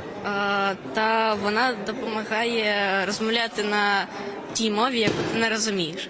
You know, it's like help us to, you know, to learn that language which cannot understand. It will be useful for us. How are you feeling about going to Germany and leaving your friends and your school and your old life behind? Як ти відчуваєш себе, що їдучи до Німеччини, що ти залишив всіх друзів в Києві, все життя своє? Які відчуття? Відчуття не дуже, тому що... I feel sad. Продовжуй. Тому що я не хотів їхати зі своєї країни. Because for me it was difficult to leave my country. I preferred to stay in Ukraine. I'm sure you did. Nikki, thank you very much for talking to us. You've been extremely brave. I'm very impressed by your language skills, just age 11. That will serve you well when you go to Germany. Mark, thank you as well. This family getting the train in 2 hours to go to Budapest for what will then be a radically different life. Their dad brought them over here, but is now going back to Kyiv with humanitarian aid. Parents making heart-wrenching decisions about where to go next and saying very difficult goodbyes, not knowing when they're going to next be reunited. Yeah, incredibly Rosie, thank you very much indeed. And Rosie there. describing, refugees on trains there. I know this is something we want to take up now with Andrew Pearce, because this is Andrew Slott on a Monday, and he joins us here in studio. But this whole idea of people who are dispossessed, who are made homeless, who are the refugees of war, and who are in trains, it sort of all harks back to 1939, doesn't it? I'm afraid it does. When I was reading about it, listening to it, I thought, oh God, echoes of the Holocaust, because thousands of people were herded onto those trains into the concentration camps, whether they were in Poland, and we don't know where these people are ending up, but they're being kidnapped, they're being held as hostages. Saddam Hussein had hostages, if you remember, which he wheeled out during the First Gulf War. But you've no idea what Putin will do with these people. It's terrifying. Yeah, and the mayor of Mariupol claiming that they're going to hold them in wherever this unknown destination is in remotest Russia for 2 years. Yeah. Gosh. It's just awful for them. Will they make them work in like slave labour camps or worse? It's horrendous. I mean, the fact that you're facing maybe, as an innocent civilian, death, deprivation, or you can't turn left, so you're going to have to turn right into Russia. You're saying, what would you do? Would you say no? Well, I mean, who knows what you do in those... God forbid I'm ever in that situation, but, impossible decisions. Impossible decisions. You stay and you get bombarded. You're in a church with young people and you're being bombed. You go to a maternity ward, you're bombed. You're in a care home, you're bombed. Or you get a train to a prison camp where you're slaved... and the irony is, of course, Putin keeps going on about he wants to denazify Ukraine, when the president of Ukraine, the brilliant Zelensky, is Jewish. And probably part of his family were killed in concentration camps, and he can now see what Russia is doing to his people. What did you make of that stadium appearance he made the other day, Putin? I mean, it's extraordinary, wasn't it? Yeah, I think it's a sign he knows he's losing the PR battle around the world. So, and I thought he looked and sounded more deranged than normal, and apparently so many of the people in the audience, the crowd, call it what you will, had been bribed to go there. Students were told they could have a day off university, others were paid to go. And did you see one of the Sunday papers broke down the cost of his outfit? No. I did. The coat, I think he was wearing, or the jumper, £12,000 or something. And this is the man of the people. The trainers. Yeah, another 650 quid or £2,000. Absolutely great. Well, look, I tell you what to do, Andrew. We've got Jonathan Ashworth now, a man who you'll know well, Shadow Secretary for Work and Pensions. And we're just going to speak to him and then obviously come back to you on this, because we can't keep such an important man waiting. And there he is. Jonathan, big week this week, and we've got the statement from the Chancellor, which is turning out to be a budget. His hand's been forced on so many fronts. What's your message to him? Well, first of all, I'm not an important man, but flattery will get you everywhere, obviously. Look, we've got pensioners, working families, families facing an absolutely desperate cost of living crisis. 12 years of economic mismanagement have left us exposed now to this surging inflation, which means that we've got rising energy bills, so unaffordable, tax rises, so punishing, the basic state pension going to be cut in real terms by as much as £388. Of course, other cuts coming as well to support like universal credit. Rishi Sunak in his mini-budget this week has got to take action to support working people and pensioners who are literally facing choices between freezing or starving. They were the words of money-saving expert Martin Lewis. We need action this week to support working families and pensioners. Rishi Sunak was speaking over the weekend saying that he really wanted to try and do targeted help, and he thought that many of the Labour policies were too broad and benefiting, people where they didn't need to be helped. What do you make of these hints that he's made that he's going to cut fuel duty? I mean, that's not going to help many people with the cost of living squeeze, is it? Well, let's see what he does. But the thing that we know about Rishi Sunak is he absolutely loves tax rises.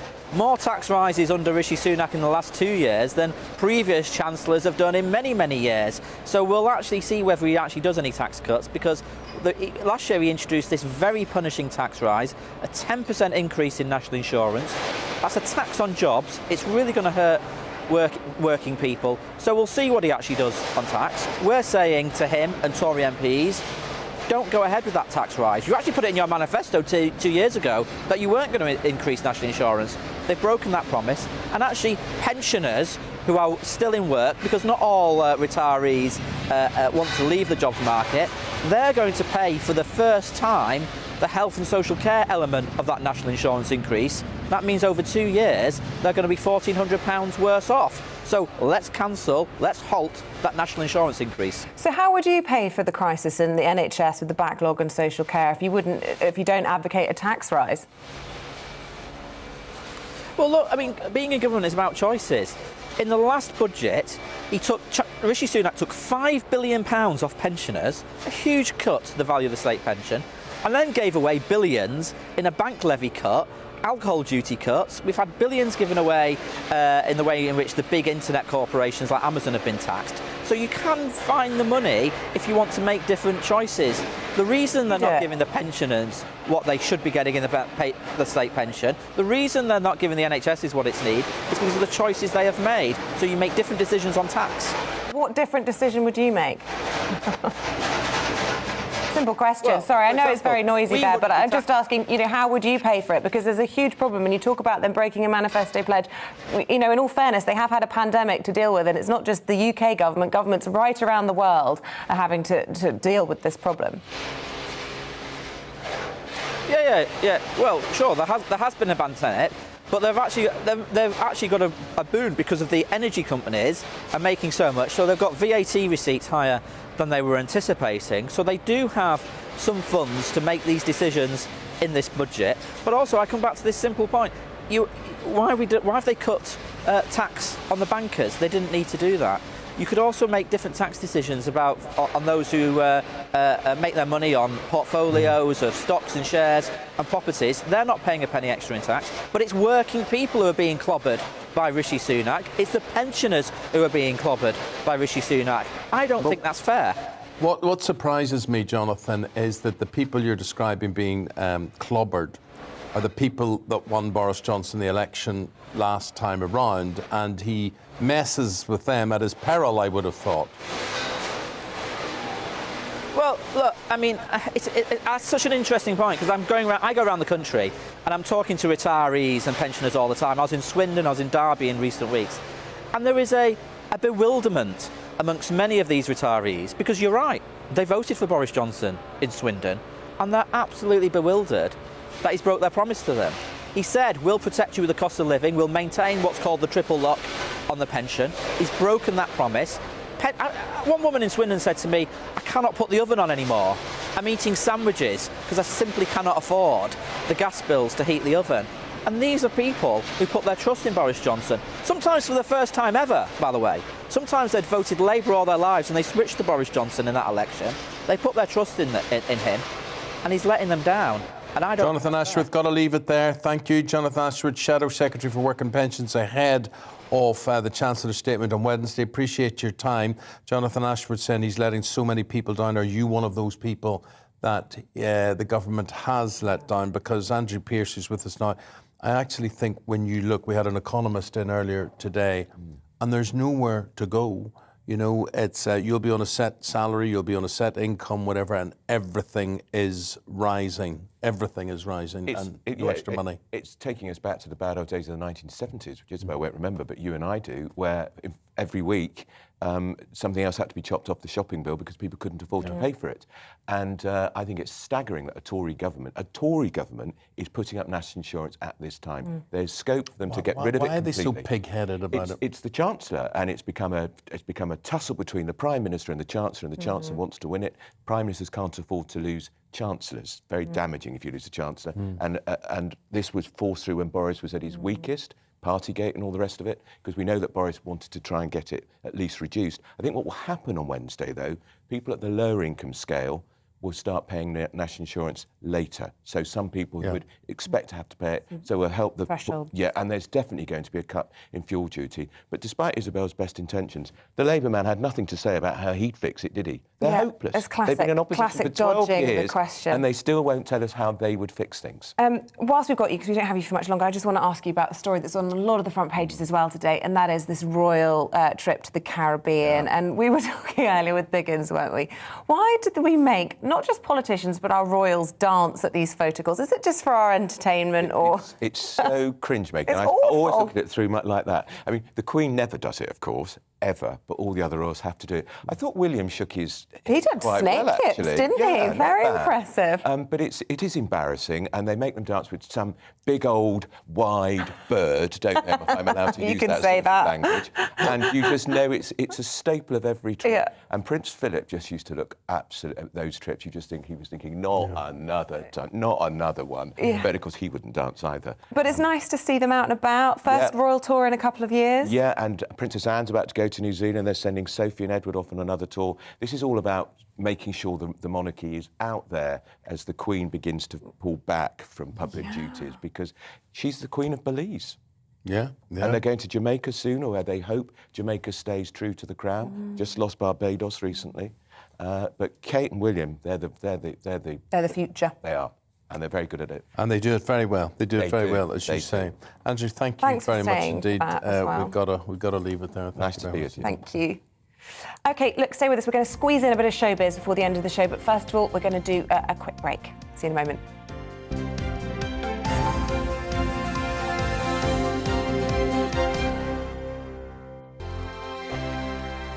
GB News is the UK's home of discussion and debate from all perspectives. To stay up to date on the latest stories, make sure that you subscribe to the GB News channel right here on YouTube. You can watch us live 24/7 across the whole world. You can also check out exclusive content and catch up on previous episodes of your favourite shows. Every day, we ask the questions that you'd ask, so why not add your voice to the conversation in the comments section? Don't forget to subscribe. We are GB News, Britain's news channel. Every night at 11 on GB News, we bring you the next day's stories the day before. It's basically like time travel. If it's a big story, we'll cover it, guaranteed. But we'll also have some fun along the way. Big opinions, big laughs. Sometimes big hair. This is Headliners, the paper review show that won't send you to sleep like the others will. 11 p.m, 7 nights a week. Join us.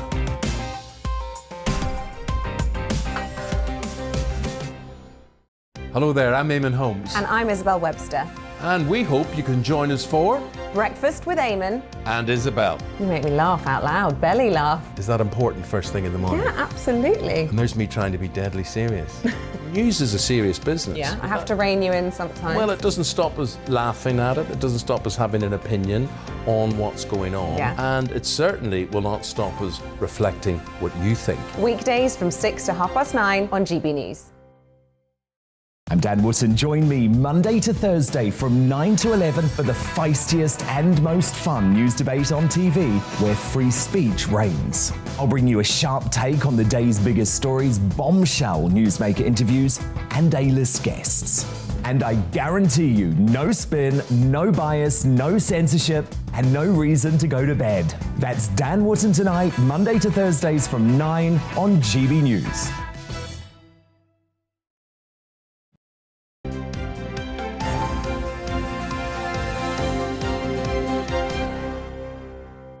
Welcome back. It's 9:20, time to get a slice of showbiz with the very glamorous Ellie Phillips joins us in the studio. Good morning to you. Another showbiz part of the programme, and once again we're talking about Kanye.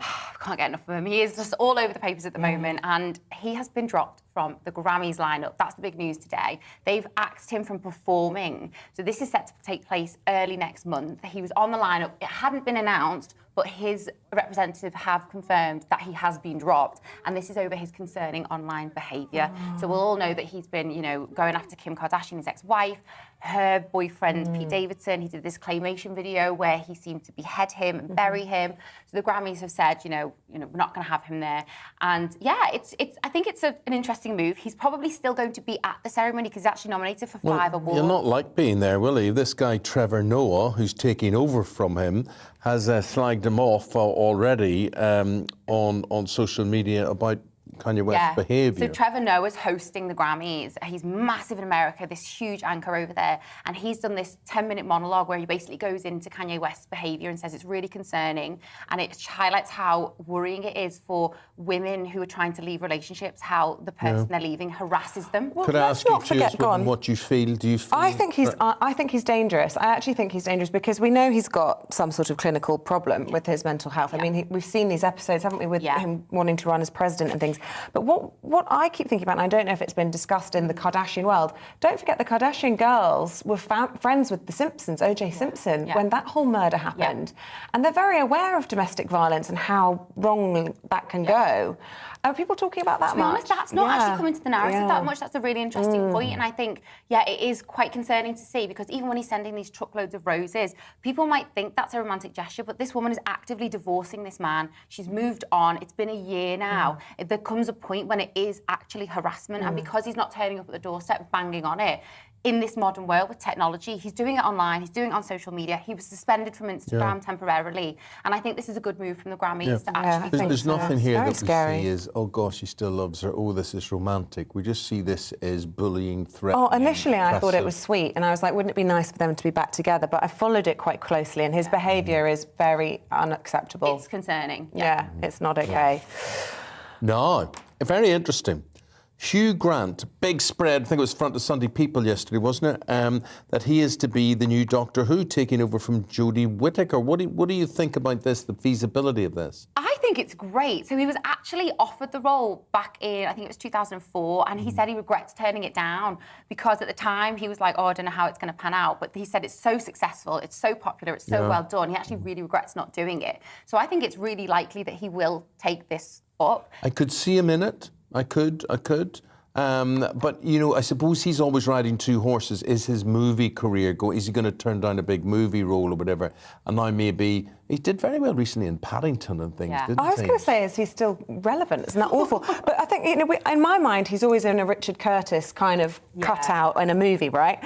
And maybe it's just the way the world's changed. No one really watches those sort of rom-com movies anymore, and small screen is where it's at, and he's just trying to get in with the kids. What you were saying before off air, Eamonn, about, is this a step down for him? I don't think it is, because now a lot of stars want to do TV, whether it's Netflix or it's these big productions. And the interesting thing about this announcement, it comes at a time where it's also reported that Russell T Davies, who's the creator of Doctor Who, he wants to move it into kind of like this Marvel-like franchise with the spin-offs. So if this is the point where, Hugh Grant comes into it, then it really could blow up to the next level as well. Gotcha. Do you know I've never watched Doctor Who in my life?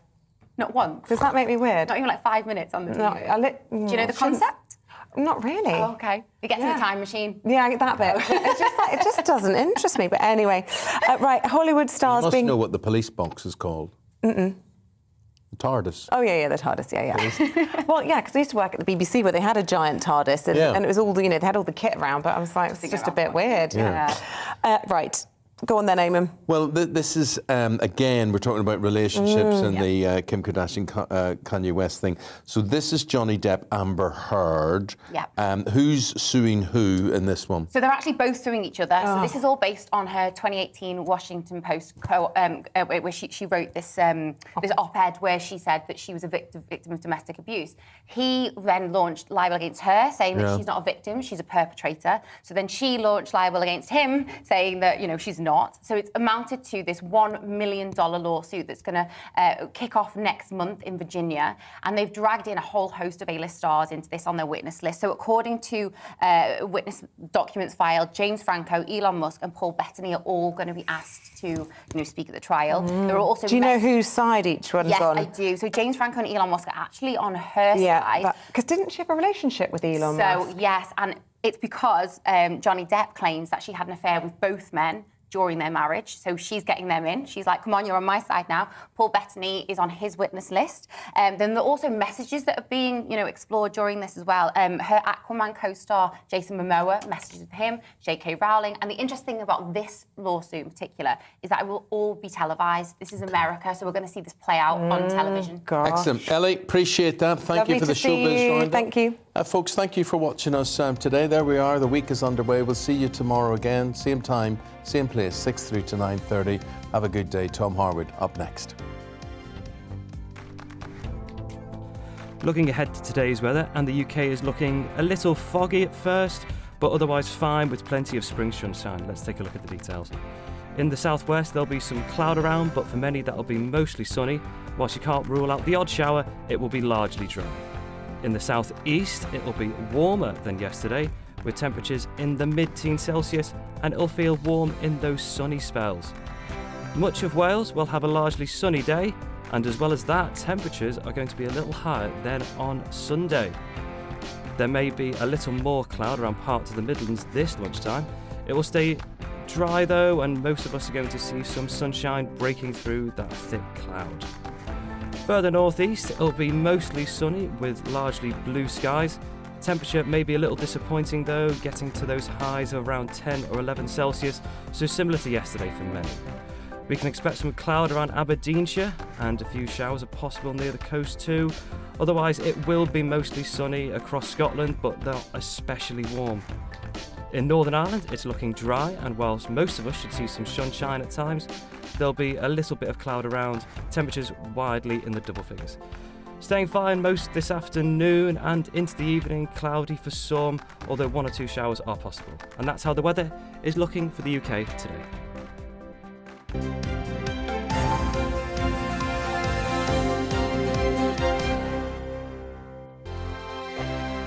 GB News is the UK's home of discussion and debate from all perspectives. To stay up to date on the latest stories, make sure that you subscribe to the GB News channel right here on YouTube. You can watch us live 24/7 across the whole world. You can also check out exclusive content and catch up on previous episodes of your favourite shows. Every day, we ask the questions that you'd ask, so why not add your voice to the conversation in the comments section? Don't forget to subscribe. We are GB News, Britain's news channel.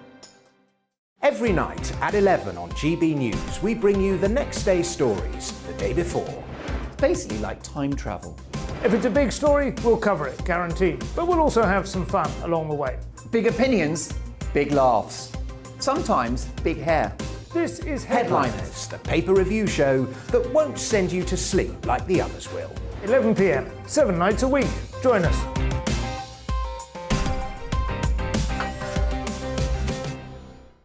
Hello there, I'm Eamonn Holmes. And I'm Isabel Webster.